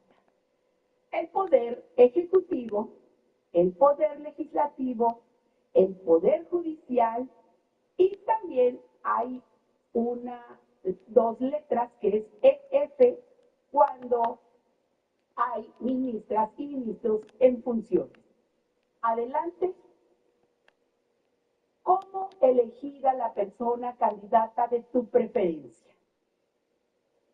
En las boletas se encuentran recuadros en blanco en la parte superior, las cuales corresponden a la cantidad de personas candidatas que deberás elegir. Para seleccionar a la persona de tu preferencia, tendrás que poner el número que antecede a su nombre. Del lado izquierdo elegirás únicamente a las candidatas mujeres y del lado derecho pondrás solo los números de los candidatos hombres. Adelante. Para ministras y ministros de la Suprema Corte de Justicia de la Nación, elegirán 5 mujeres y 4 hombres. Esto es en todo el país. Un total de 9. Y es una boleta morada, insisto, del lado izquierdo mujeres y del lado derecho los hombres. 5 mujeres y 4 hombres. Adelante. Para magistraturas de la Sala Superior del Tribunal Electoral del Poder Judicial de la Federación, deberán ponerse el número de una mujer y un hombre. Total, 2. Esto es lo que contiene esta boleta. Igual, esta boleta será azul y están del lado izquierdo mujeres y del lado derecho hombres. Adelante. Para magistraturas del Tribunal de Disciplina Judicial, se colocará el número de 3 mujeres y 2 hombres. Total 5. Y la boleta es turquesa y vienen en el mismo sentido el género respectivo. Adelante.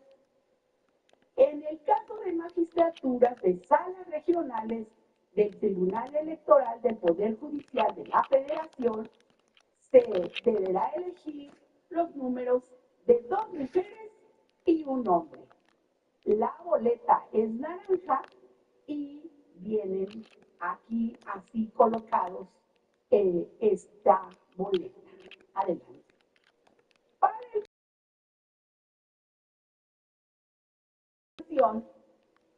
que es la boleta rosa y amarilla, se tendrá como elemento adicional las especialidades por color. Para la especialidad penal es azul, para la especialidad administrativa es naranja y para la especialidad civil es morada, rosa. Adelante. Estas eran las que además se agrega lo anterior. Para las magistraturas de circuito, deberá seleccionar el número de una mujer y un hombre por cada especialidad. En esta boleta que es rosa. Adelante. Para los juzgados de distrito, se tiene que seleccionar el número de una mujer y un hombre por especialidad. Aquí vienen las especialidades que en esta boleta amarilla y los números correspondientes que se tienen que escribir. Adelante. Finalmente, decir que tu participación es muy importante. Por ello, te invitamos a visitar la página del Instituto Nacional Electoral, el INE, en donde se encontrará un micrositio específico con toda la información de la elección extraordinaria del Poder Judicial. Durante el periodo de campañas nos han informado que se ingresa al sistema Conóceles del INE, en donde se encontrará toda la información de la totalidad de los candidatos y insistimos a participar este próximo 1 de junio. Eso sería, presidente. Ahora sí, vamos a las preguntas. Adelante.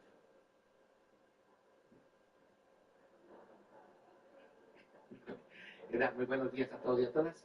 Juan Hernández de Diego Basta, Tabasco hoy, Campeche hoy y Quintana Roo de Club Cantón. Sobre el caso ahorita que acaba de exponer la secretaria de Gobernación, de esta campaña y bueno, esta información que nos está dando, pues de cómo se va a hacer el voto, cómo se va a hacer. Primero, preguntarle sobre cómo se va a hacer, se va a ampliar más esta información, porque en Diego Basta hemos documentado pues, casos de alcaldes, por ejemplo, el caso de la Miguel Hidalgo, que pues, dice que el gobierno está interviniendo directamente en ese proceso. Sé que va a realizar foros para citar a los, en este caso, a candidatos, para que informen, pero no sabemos cómo se va a hacer o cómo se va a realizar. Pero realmente aquí está habiendo una introducción de estos procesos que obviamente en este caso impulsarían a personajes que sean bueno, en este caso a 4T. Sería por ese lado y también preguntarle si existiría un plan B, C o D en el caso de los ministros y de los jueces que ya van de salida. ¿Esto en qué sentido? Pues prácticamente estamos a meses de que se haga, pues ya la renovación se termine con esta pesadilla llamada Poder Judicial de la Federación. Pues algunos de estos personajes te están intentando aplicar el año de Hidalgo, ¿no? Sentencias, a lo mejor proteger algún evasor fiscal, algún delincuente de cuello blanco, a lo mejor algunos, no digo que sea la mayoría, pero desgraciadamente muchos compañeros hemos recogido que a lo largo de nuestro trabajo periodístico, pues lamentables casos de abusos, ¿no? Que una casa, que la manutención, que a lo mejor la postura de un hijo, una hija, que alguna herencia, o sea, realmente ahorita estamos viendo, pues vaya, un desorden, ahí algo está ocurriendo muy, pues incluso hasta perverso en esta parte que es la impartición de justicia, en donde pues, hemos podido constatar que a lo mejor las víctimas son las que están perdiendo en este movimiento. Entonces, sí que los se va a ver el Islam de aquellos jueces o aquellos ministros que abusan antes de irse. ¿No? Si ya me voy, ya no va a pasar nada. ¿No? Pero, ¿qué pasaría sobre eso? Eso sería mi primera preferencia para el tema. Todas las personas que son parte del Poder Judicial ¿Qué tienen vergas dijo? obligación primaria, como todos los ciudadanos, pero en particular ellos, que imparten justicia, de cumplir con las leyes. Si no cumplen con las leyes, pues estarán cometiendo una irregularidad administrativa o penal. Pues no creo que en estos meses que no hay impunidad, nunca. Pues dependerá, por supuesto, de la nueva corte, de los nuevos jueces.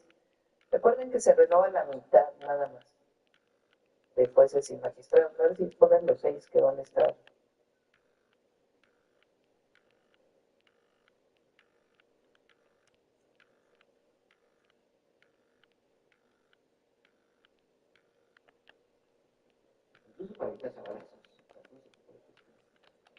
Pues por eso estamos cambiando el Poder Judicial, por eso el pueblo de México decidió cambiar el Poder Judicial y que decida el pueblo a quién quiere. Se van a elegir ministras y ministros de la Corte, 9, 5 mujeres y 4 hombres. Se van a elegir 2 magistrados del Tribunal Electoral, del Poder Judicial de la Federación, una mujer y un hombre. Esto es muy importante. Por primera vez va a existir algo que se llama Tribunal de Disciplina Judicial. Actualmente existe algo que se llama Consejo de la Judicatura, pero la presidenta de la Corte es la presidenta del Consejo de la Judicatura. Entonces, el Consejo de la Judicatura supuestamente está para evaluar la actuación del propio Poder Judicial. Ahora ya van a ser distintos. Una cosa es la Corte y otra cosa el Tribunal de Disciplina Judicial, que tampoco va a cometer arbitrariedades porque tiene reglas, no es de que lo que decidan hacer. Es en función de la falta de ministros, de un juez, de un magistrado. Entonces, ese tribunal es muy importante porque ellos van a evaluar el trabajo de los jueces, de los magistrados y de los ministros. Pero ahora sí una evaluación de que no se valen los sabadazos, no se vale la actuación ligada a la corrupción. Por eso estamos cambiando, por eso estamos entre todos, desde abajo cambiando el Poder Judicial. Salas regionales, del Tribunal Electoral, magistraturas de circuito y juzgados de distrito. En estas 2 últimas solo es la mitad la que se cambia. La otra mitad va a ser en el 2027. Pero no, el que comete una arbitrariedad, un delito, sea juez o sea ciudadano, cualquiera, tiene consecuencias, ¿están de acuerdo? Entonces, esperamos que no se cometan arbitrariedades de aquí a septiembre. Primero de septiembre entra el nuevo Poder Judicial. Perfecto. Y en un segundo tema, Presidenta, ahorita que nos acaba de exponer lo de el retiro de esta reforma de bueno, sí, por el momento, porque obviamente se va a volver a presentar. En muchos lados, bueno, en este caso los comentócratas ya lo ven como un signo de debilidad, como un signo de que ya doblaron a la presidenta y que ya tenemos una presidenta débil, cuando realmente la virtud es que se está escuchando y se está perfeccionando, pues, en este caso, la iniciativa en beneficio de los trabajadores del Estado. Entonces, aquí en este caso es, o sea, el mensaje que usted le daría a al pueblo de México. Y que primero se manejó que había totalitarismo al intentar esta modificación. Después, cuando se avanzó, ahora no, le quieren quitar los ahorros a los trabajadores del ISSSTE. Y ahora que ya se retiran, ya nombraron a la presidenta. Entonces, nada les embona, dirían coloquialmente en mi pueblo, ¿no? Entonces, ¿cuál sería el mensaje que usted le daría al pueblo de México después de todo este proceso, ¿no? Que al final de cuentas se está viendo que es una presidenta que escucha al pueblo, que escucha a todos, y que al final de cuentas, pues está gobernando para todos. ¿Qué hubiera pasado si dejamos la ley? ¿Qué hubieran dicho de la presidenta? Autoritaria. ¿A nosotros qué nos importa? Las maestras y los maestros de México. Si hay una confusión en la ley, no hay problema en retirarla,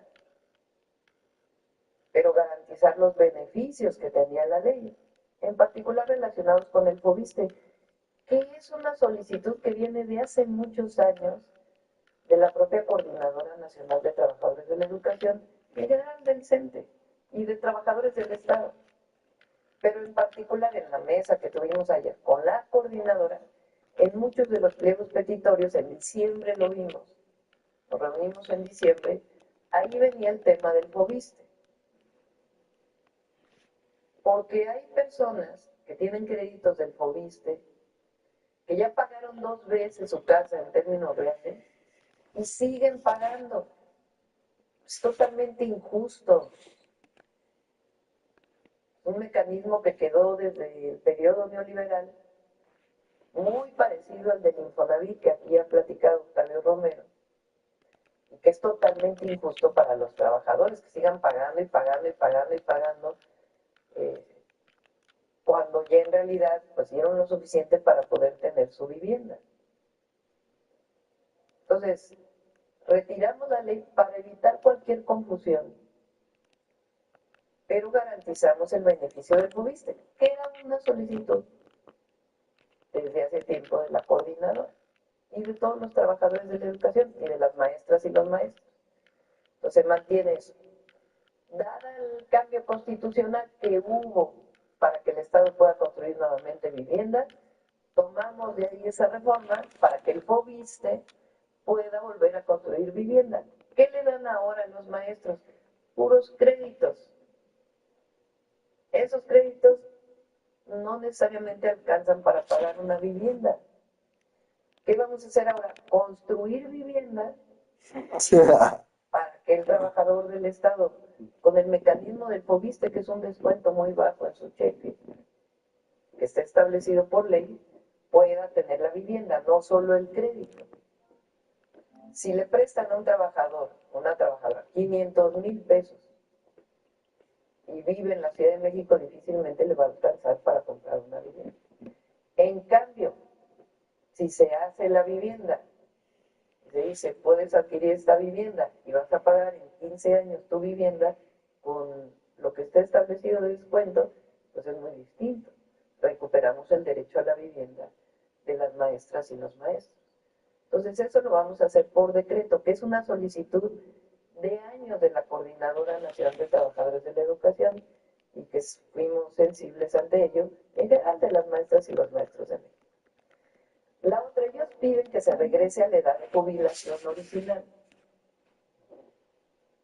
antes de la reforma del 2007, de la ley del ISSSTE. Les dijimos, vamos a revisar los fondos que se requieren para ello. En tanto revisamos eso, congelamos la edad de jubilación. La congelamos, ya no tienen por qué los maestros que se van a jubilar en el 25 o en el 26 tener una edad mayor de los que se jubilaron hace 2 años. La congelamos, en tanto seguimos platicando. Y la cuarta, pues es la de los foros. Vamos a consultar a todos los maestros de México cómo quieren que sea su esquema de promoción, movilidad, etcétera, etcétera. Entonces, son, creo yo, propuestas que recogen la esencia de lo que ellos están planteando y no son que ya con eso ya los 6 años así van a ser, sino que seguimos dialogando. ¿Por qué retiramos la ley? Pues porque estaba causando confusión, pero recuperamos los beneficios, que es lo importante. Entonces, quien crea que eso es una posición de debilidad, pues es que está buscando alguien que no tiene sensibilidad con los maestros. Y esa soy yo. Nosotros, cuando yo estuve en la UNAM de profesora universitaria, fui de las promotoras de los amparos contra la ley del ISSSTE del 2007. Porque nuestro movimiento con el presidente López Obrador, entonces dirigente político, también estaba promoviendo eso y nosotros lo promovimos desde la universidad, desde la UNAM. Entonces, pues por supuesto que soy sensible a ellos y participé en esa lucha. El tema es que hay que ver qué recursos, porque no se puede prometer lo que no hay recursos para cumplir ahora después de tantos años. Entonces, por eso estamos poco a poco generando estos apoyos para los maestros y las maestras. Y siempre escuchar. Escuchar y dialogar es debilidad. Sobre todo cuando viene de que estás escuchando que hay confusión con los maestros y las maestras. Entonces, ¿qué opinan lo que quieran? Como decimos, no, dale, ¿no? Sí. Finalmente, doctor, pero presenta.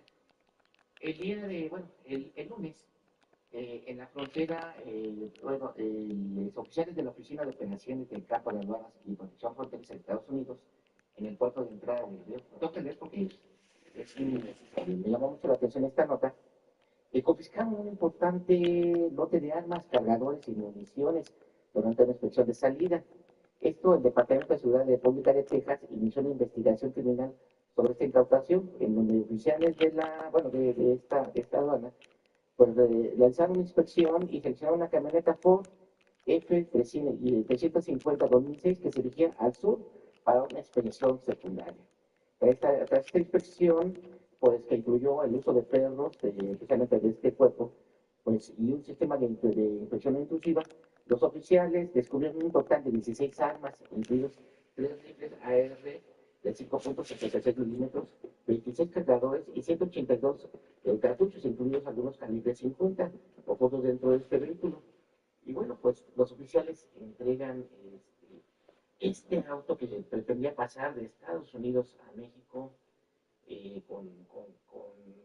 con armas y obviamente hacia dónde iban, con quiénes iban. Preguntarle su opinión justamente de esta incautación, pues de esto que usted ha venido denunciando constantemente, la entrada de armas de Estados Unidos a México, pues, ver a dónde van a parar. ¿Qué le han informado sobre este tema? Porque de este lado es claramente que se está trabajando precisamente para evitar la llegada de, así como los de Estados Unidos exigen los resultados para que no entre drogas y todo tipo de precursores que dañan a su población.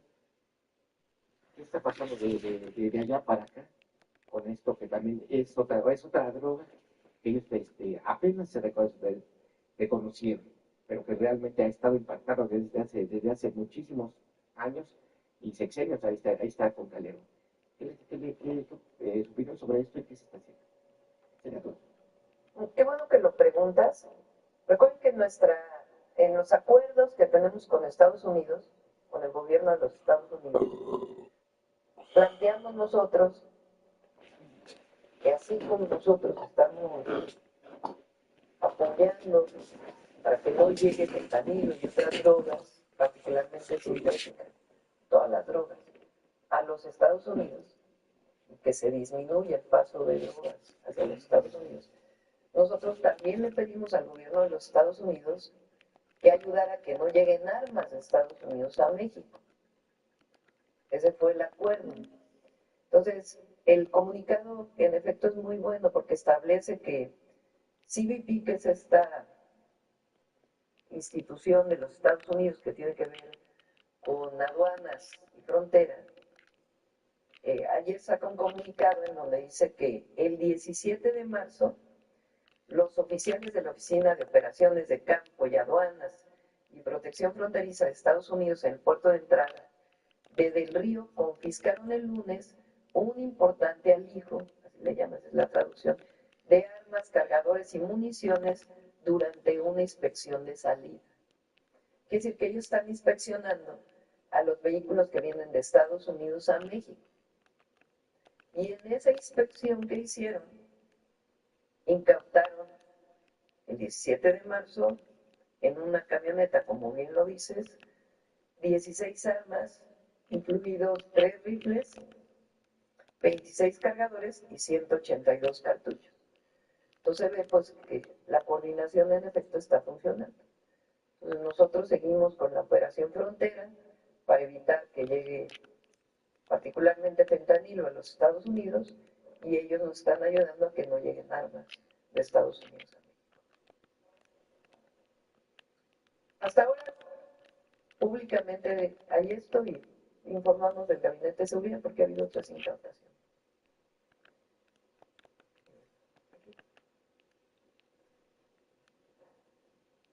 Buenos días, presidenta. Yo, del Código Libre. Presenta, usted ayer comentaba que se evaluará, aunque es complejo, regular un medio de comunicación o una red social, las cuales han sido utilizadas por la delincuencia para atraer y en algunos casos forzar a jóvenes a unirse al narco, como ocurrió en el tema de Jalisco. Pero mientras esto pasa y esta regulación, ¿qué mensaje de usted? Porque esto puede seguir ocurriendo, siguen llamando a unas falsas promesas de empleo, de cocinero, de vigilante, y cuando ellos llegan, pues entran a este crimen organizado. ¿Qué mensaje da y qué se puede hacer? La Secretaría de Seguridad y Protección Ciudadana tiene un área especializada que está bajando permanentemente estas páginas o estas cuentas de redes que buscan incorporar a jóvenes a alguna actividad delincuencial. Entonces, no es que no se esté haciendo nada, sino que en el momento que se detecta se habla con Facebook, se habla incluso con Mercado Libre se ha visto, porque también cuando estaba en la ciudad hubo un esquema en donde se vendía un vehículo y en realidad era un robo. Entonces se detectó y se habló en su momento con esta plataforma. Entonces permanentemente se está hablando con las plataformas. Hay una investigación permanente de todas las páginas que tienen alguna actividad o que están presuntamente promoviendo una actividad delictiva. Preventivamente se habla con la plataforma, se baja y se informa de esta situación. Entonces, eso ya se está haciendo. El tema es trabajar para ver si es factible regular esto o no, porque puede confundirse con alguna censura. Entonces, estamos estudiando este otro esquema de si es factible la regulación. Y por otro lado, pues evidentemente la comunicación que tiene que hacerse. Ahora se va a incorporar el actual rector de la Universidad de Guadalajara como subsecretario de Educación Superior en la Secretaría de Educación Pública, Ricardo Villanueva. Ayer tuvimos reunión y él nos platicaba de cómo desde la UDG hicieron distintas acciones para que en particular en Jalisco se informara adecuadamente a los jóvenes. Entonces estamos trabajando en ello para que particularmente en aquellos lugares donde puede presuntamente estar ocurriendo esto, pues no están ahí. Previo a la rueda de la reunión que va a tener el fiscal hoy a las 10:30 de la mañana, ¿usted tiene información hasta ahora, alguna postura que tenga? No tenemos la información. Eso es importante porque ahora ya resulta que como si nos hubiéramos puesto de acuerdo. Fiscalía es autónoma. Ellos deciden cómo informan, su información, cómo operan. Lo que tenemos es coordinación. Hay más coordinación ahora que en el sexenio pasado por decisión de la presidenta y la decisión del fiscal de tener una persona de manera permanente en el gabinete de seguridad, pues para ver los casos y que se tomen medidas frente a la situación de inseguridad que se vive en muchos lugares del país. Pero lo que va a informar el fiscal no tenemos conocimiento, es una información que él la va a dar a partir de la información que tiene de la investigación. Lo que sí pedimos nosotros es que se informara, incluso pedimos que se atrajera el caso por la Fiscalía, pero depende de la Fiscalía si lo atrae y estuvo de acuerdo pues en informar públicamente.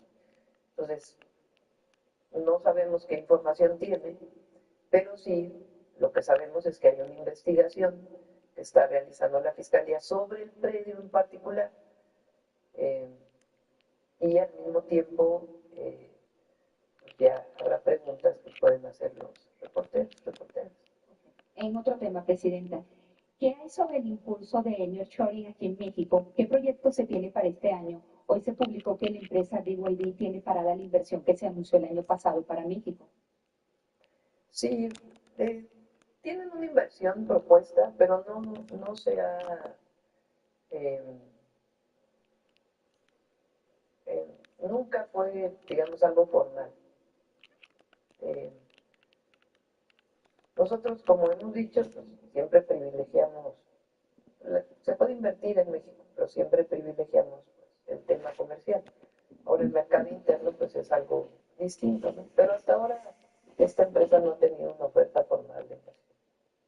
Ayer nuevamente la comisión instructora aplazó el pago. Pero ayer, por ejemplo, es importante, se creó el secretario de Economía, Marcelo Ebrard, junto con el Consejo Coordinador Empresarial, formalizaron una comisión de inversión que tiene su espejo en la comisión de inversión que coordina Altagracia Gómez y el trabajo que está haciendo la propia Secretaría de Economía, lo cual es muy bueno. Mañana volvemos a informar de nuevas inversiones que se van a hacer en el país. Ayer nuevamente la comisión instructora aplazó el caso de la difusión de Cuauhtémoc Blanco para que se estudie el caso y el descargo de pruebas, así como también con Alito y todo. ¿Cuál es la intención de esto o estos aplazamientos? ¿Qué opinión tiene de eso? Pues es un asunto del Congreso. Lo que el Congreso tiene que analizar es si hay pruebas suficientes o no para el proceso que van a desarrollar. No es un tema político, es un tema de si hay pruebas o no. Y es una decisión del Congreso. Por último, Presidenta, hoy en la reunión de seguridad que tuvo algo, ¿tiene información de los 8 jóvenes que encontraron que fueron atacados en Salamanca, donde hombres armados dispararon contra gente, entre ellos estos jóvenes de 16 a 18 años? ¿Le informaron algo en el gabinete de seguridad? Sí, y le vamos a pedir al gabinete a Omar que pueda informar cómo van las investigaciones. Hoy estuvo el gobernador de Tabasco, Javier May. Hubo un reforzamiento de la estrategia hace algunas semanas. Incluso hubo un cambio en la Secretaría de Seguridad del Estado, la coordinación de un nuevo general de zona en Tabasco, y se están dando muchos más resultados. Ha disminuido particularmente en el municipio del centro, que es donde había muchos homicidios, ha disminuido a partir de este reforzamiento que se hizo. Gracias. A ver, por acá. Muchas gracias, Presidenta. Elizabeth Robles, del canal del Congreso. Sobre el acuerdo al que se llegó con los maestros el día de ayer, preguntarle qué sentido tiene que continúan estas manifestaciones por parte de la gente que inician, por cierto, ya llegaron en la mañana tempranito a los maestros ahí a Cámara de Diputados con dirección hacia acá, hacia el Zócalo, Presidenta. Pues es su decisión. Nosotros no vamos a hacer nunca algo que afecte a los maestros de México. Si nuestra lucha siempre ha sido para apoyar, pues jamás vamos a hacer algo que los afecte. Y por eso es importante, ahora que están aquí en el Zócalo, maestros y maestras, y en todo el país, frente a la posible conclusión que hubo de la ley del ISSSTE, voy a repetir los 4 puntos para que queden muy claros. 1. El retiro inmediato de la iniciativa de reforma de la ley del ISSSTE presentada el 7 de febrero de 2025. 2. Establecer un programa para congelar, disminuir con quitas o condonar las deudas problemáticas que se han vuelto impagables para acreditados del FOBISTE.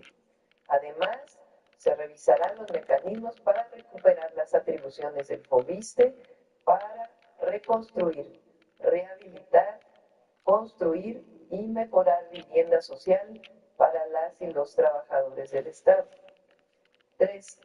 Detener el incremento en la edad mínima de jubilación previsto en la ley para mantenerla en lo que está establecido para el 2024, en tanto continúan los trabajos de diálogo.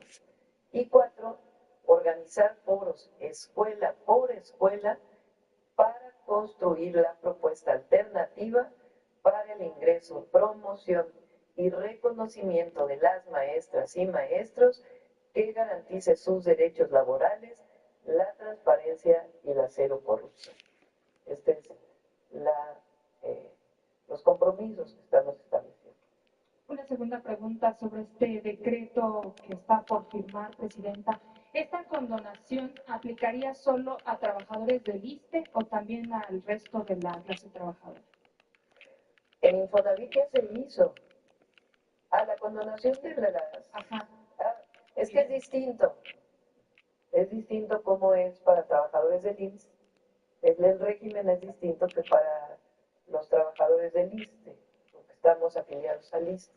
Entonces, en particular, los maestros y maestras, que es la mayoría de los trabajadores del Estado, son más de 1 millón en nuestro país, que por cierto hay que recordar que el presidente López Obrador basificó prácticamente 1 millón de maestras y maestros. Eso significó echar para atrás pues, esta parte punitiva tan terrible que tenía la reforma educativa que se hizo en el 2013, que propuso Peña Nieto. Entonces ahora lo que vamos a hacer pues, es iniciar una discusión sobre eso. Entonces esto es exclusivamente para los trabajadores afiliados. ¿Se estableció un plazo, Presidenta, para la presentación nuevamente de la iniciativa? Vamos a seguir en diálogo, porque ellos lo que quieren es otras cosas adicionalmente en la ley. Entonces, vamos a seguir trabajando en diálogo y ver hasta dónde se puede cumplir en función de los recursos que tenemos. Siempre apoyando a los maestros de México, siempre.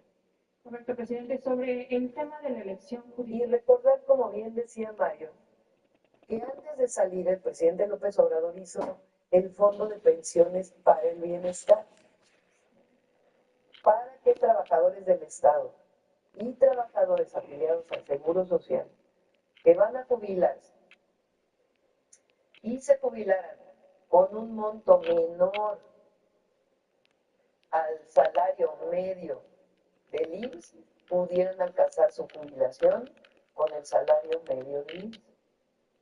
Eso ya está, ya es ley, pues ya está ahí. Ahora pues estamos planteando estas nuevas cosas, en tanto seguimos dialogando. Correcto, Presidenta, sobre el tema de la elección judicial, sabemos que el Gobierno de México, a través de la Secretaría de Hacienda, ya hizo un esfuerzo para atender esta solicitud de ampliación presupuestal para precisamente la realización. El fin de semana pasado, el Instituto Nacional Electoral publicó un informe sobre los gastos de los OFLES y algunos medios de comunicación citaban que por lo menos 12 no cuentan con los recursos precisamente para la realización de la jornada.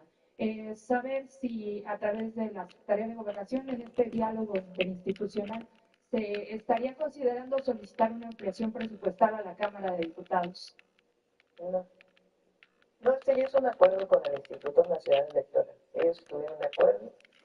Se hizo un esfuerzo por una primera aportación que se hizo de los fideicomisos de la Corte, porque así se estableció en la Constitución.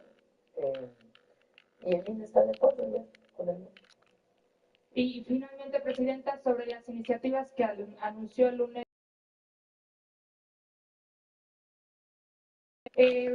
precisar nada más el turno, si se enviaría a la Cámara de Senadores o a la Cámara de Diputados. No lo hemos definido. Probablemente a la Cámara de Senadores lo estaríamos enviando primero. Y son reformas legales, leyes secundarias. Hay una crítica ahí de que dicen que no hay nada nuevo y que ya está. No, el objetivo es fortalecerlo, porque mucho de lo que está ahí, la propia plataforma, pues no está actualizada y hay muchos problemas relacionados con ello. El objetivo es que las fiscalías estatales contribuyan con este esquema a la Fiscalía General de la República y todas las comisiones de búsqueda de los estados. Entonces, son fortalecer los mecanismos y nuevos mecanismos que estamos planteando. Correcto. Gracias, presidente. Gracias. Buenos días, presidenta. Arturo Pavón de Chapucero y Efecto Colateral. Bueno, pues, como siempre, las calificadoras estadounidenses tutoriando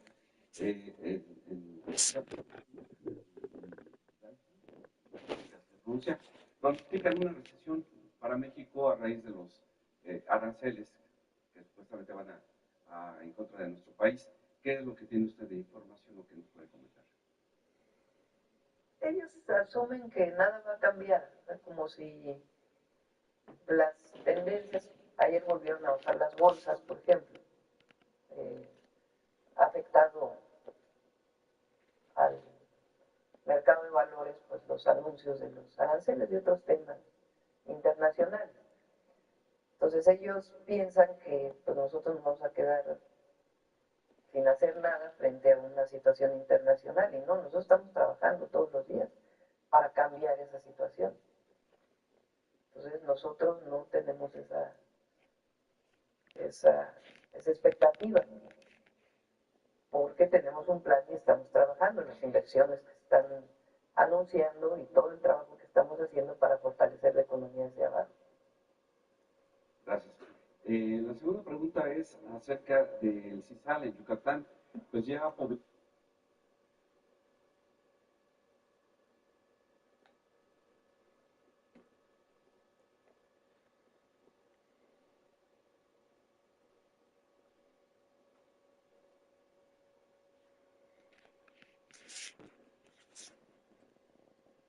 que tienen problemas porque autoridades locales están favoreciendo que extranjeros y algunas personas de otras partes de la República lleguen y se adueñen o tengan preferencia por los terrenos que están enfrente al mar.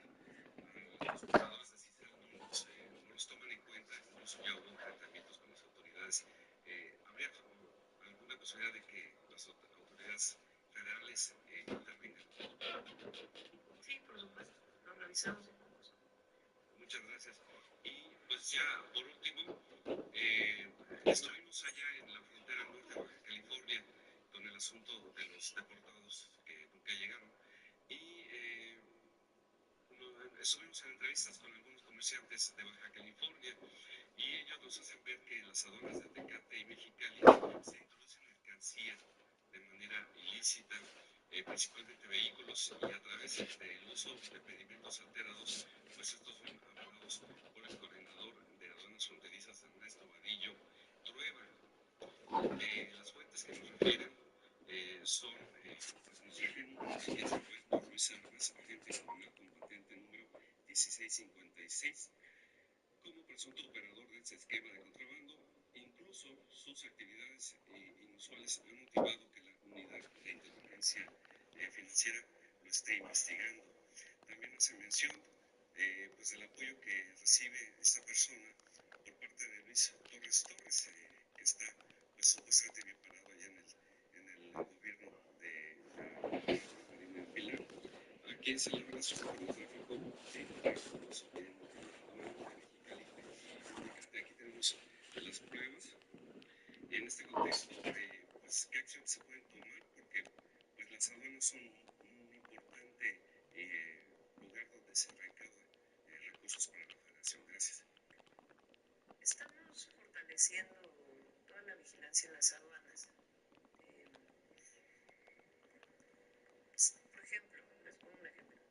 Yo diario veo una plataforma que hizo ya la Agencia de Transformación Digital de los ingresos por aduana,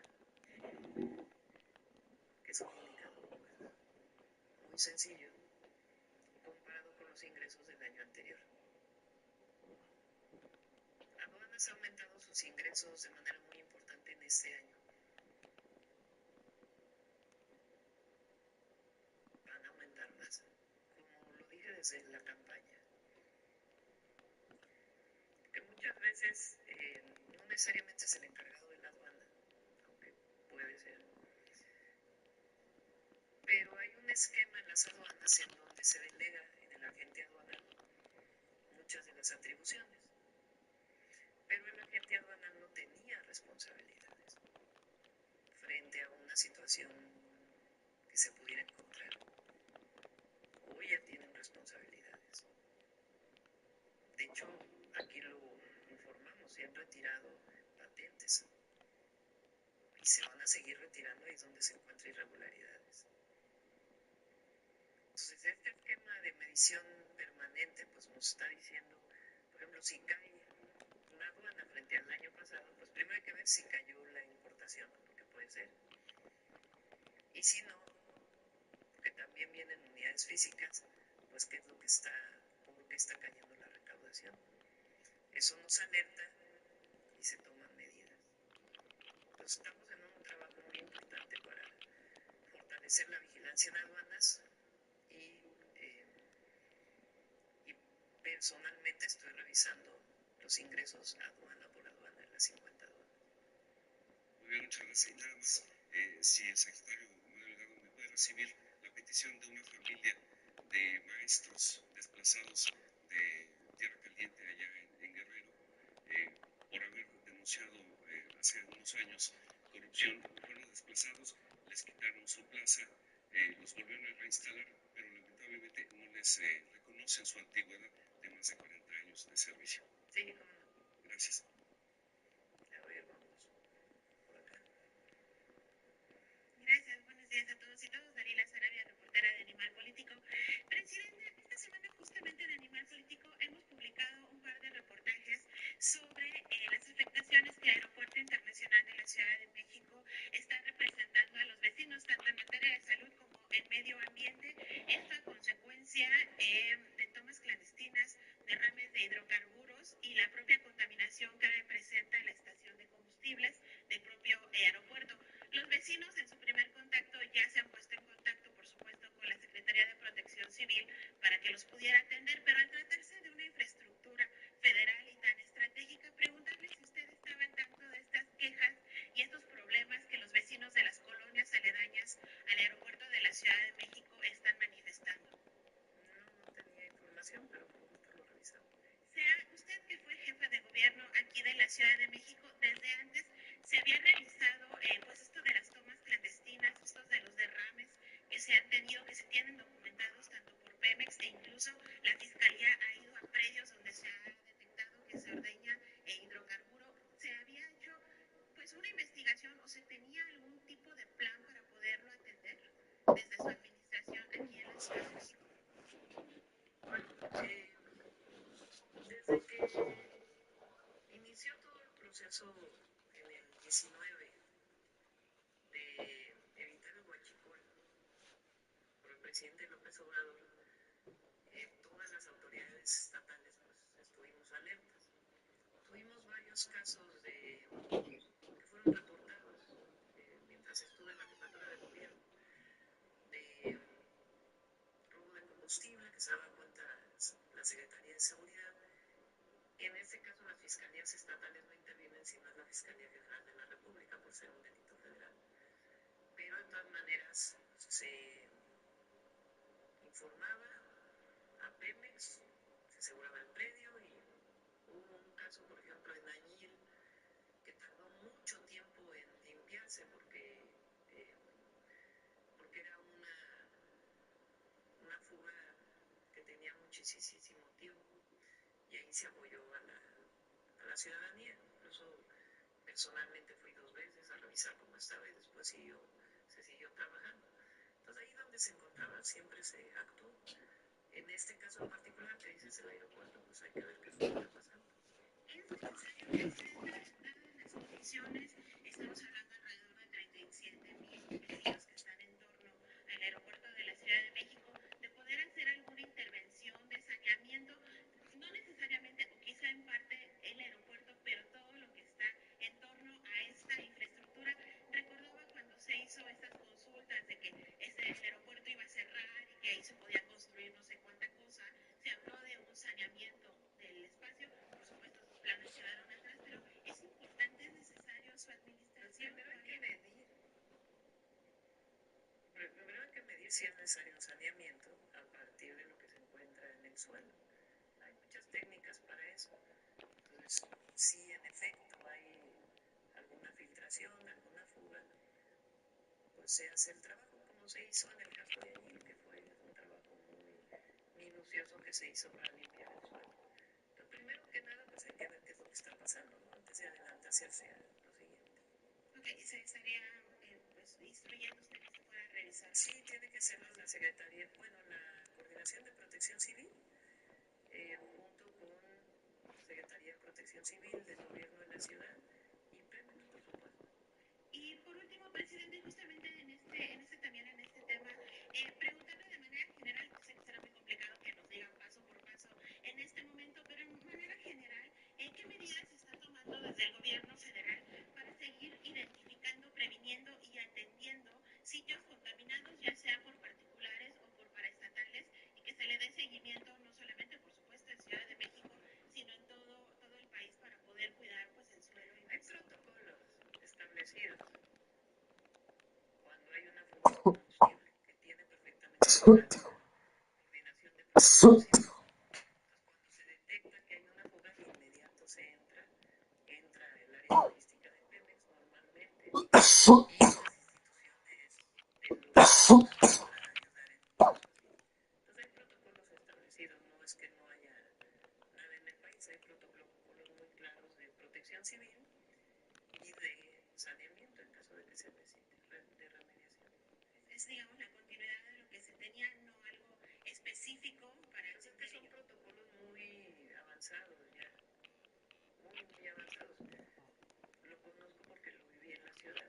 Cuando se detectaba algo, hay desde, si es necesario, cuando se encuentra que hay niveles altos, se puede desalojar la zona.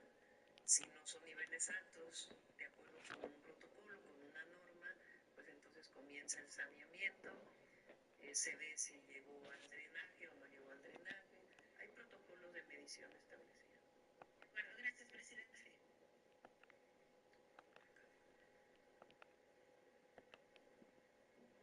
Hola, buenos días, presidenta. José Leveña de Publimetro. En primer lugar, quería aprovechar a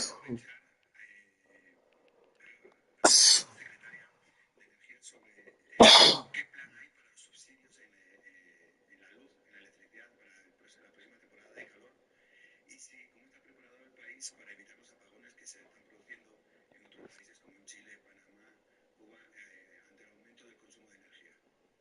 La CFE tiene un subsidio de alrededor de 100.000 millones de pesos. Se dan subsidios por alrededor de 100.000 millones de pesos. Es un monto muy significativo y se va a seguir otorgando de la misma manera como se venía otorgando. Ahora ya muy pronto vamos a presentar un programa que estamos elaborando, que lo prometí en Mexicali, que lo está haciendo Luz Elena con la directora de CFE, para instalar paneles solares en viviendas de consumo medio y bajo que tienen altas tarifas, para que a través de un consumo distinto y del ahorro de energía y del uso de fuentes renovables disminuyan su tarifa, porque están consumiendo a partir de otra fuente. Particularmente en Mexicali, porque es el lugar de más altas temperaturas y de mayor consumo de aire acondicionado. Ya funcionando ahí, pues ya nos podríamos ir a otras zonas. Y se inauguró recientemente la planta de ciclo combinado de Salamanca. Ahí estamos hablando de casi 1.000 megawatts adicionales que nos va a ayudar en esta temporada de calor y algunas otras previsiones que está tomando Comisión Federal de Electricidad de plantas temporales. ¿Se puede tener los mismos estados donde esté ese subsidio o se estudia ampliar? Porque en los últimos años vemos que también en el centro del país. Busquemos esquemas que permitan la disminución del consumo de energía sin afectar. Es decir, si uno tiene un aire acondicionado muy viejo, pues te da una temperatura importante.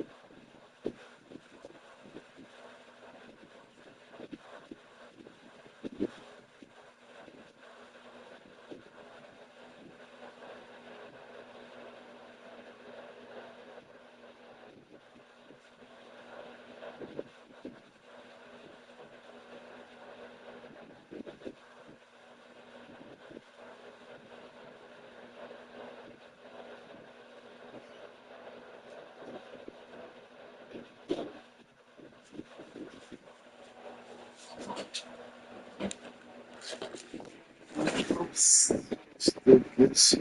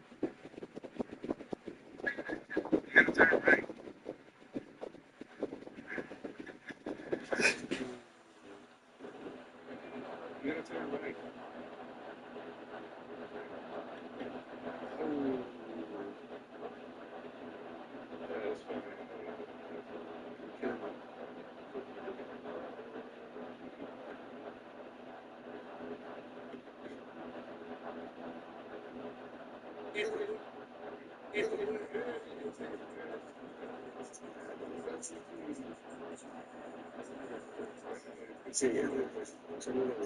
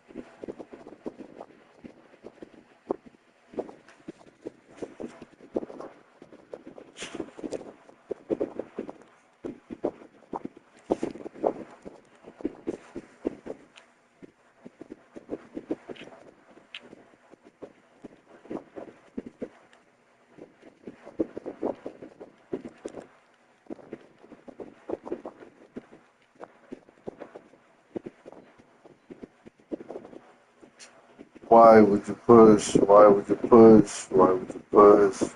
You go here, you just have to push. Dumbass bitch.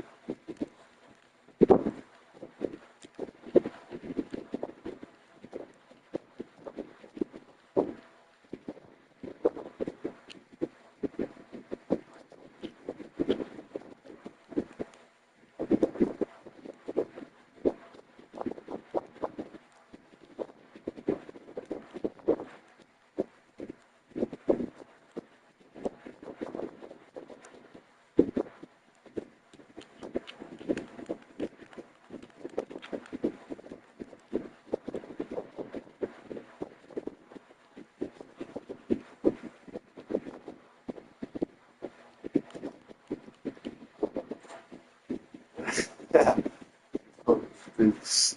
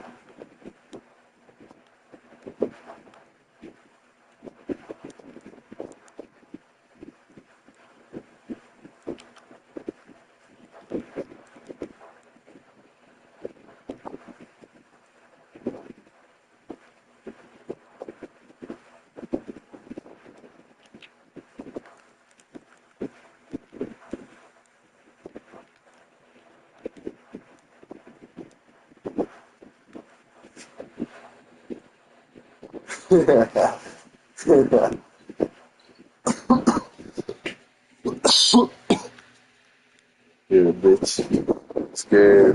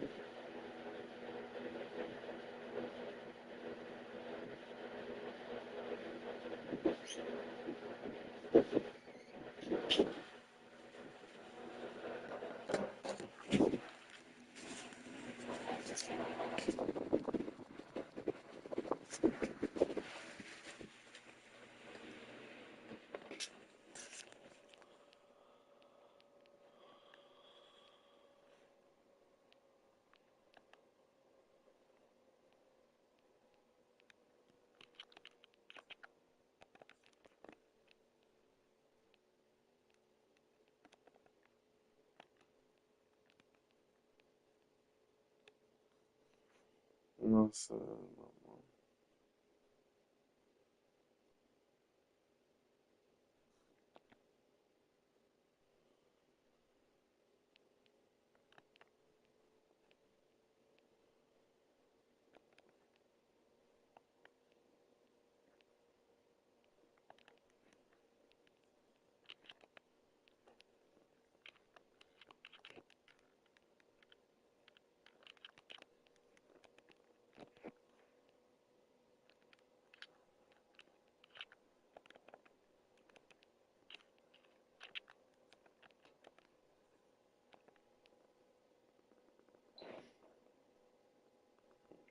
How's totally doing this? I ain't wanted this.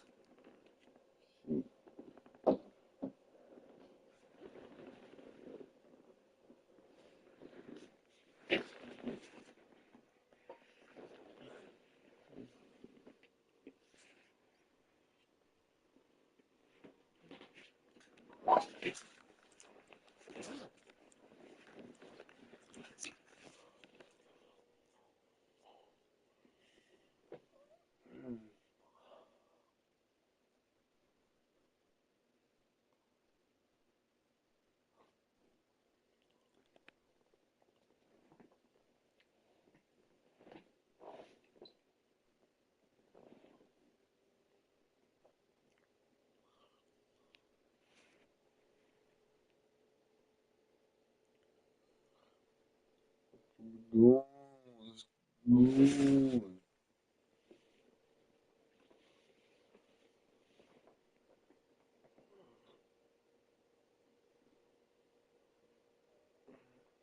Drink that shit. Play this game.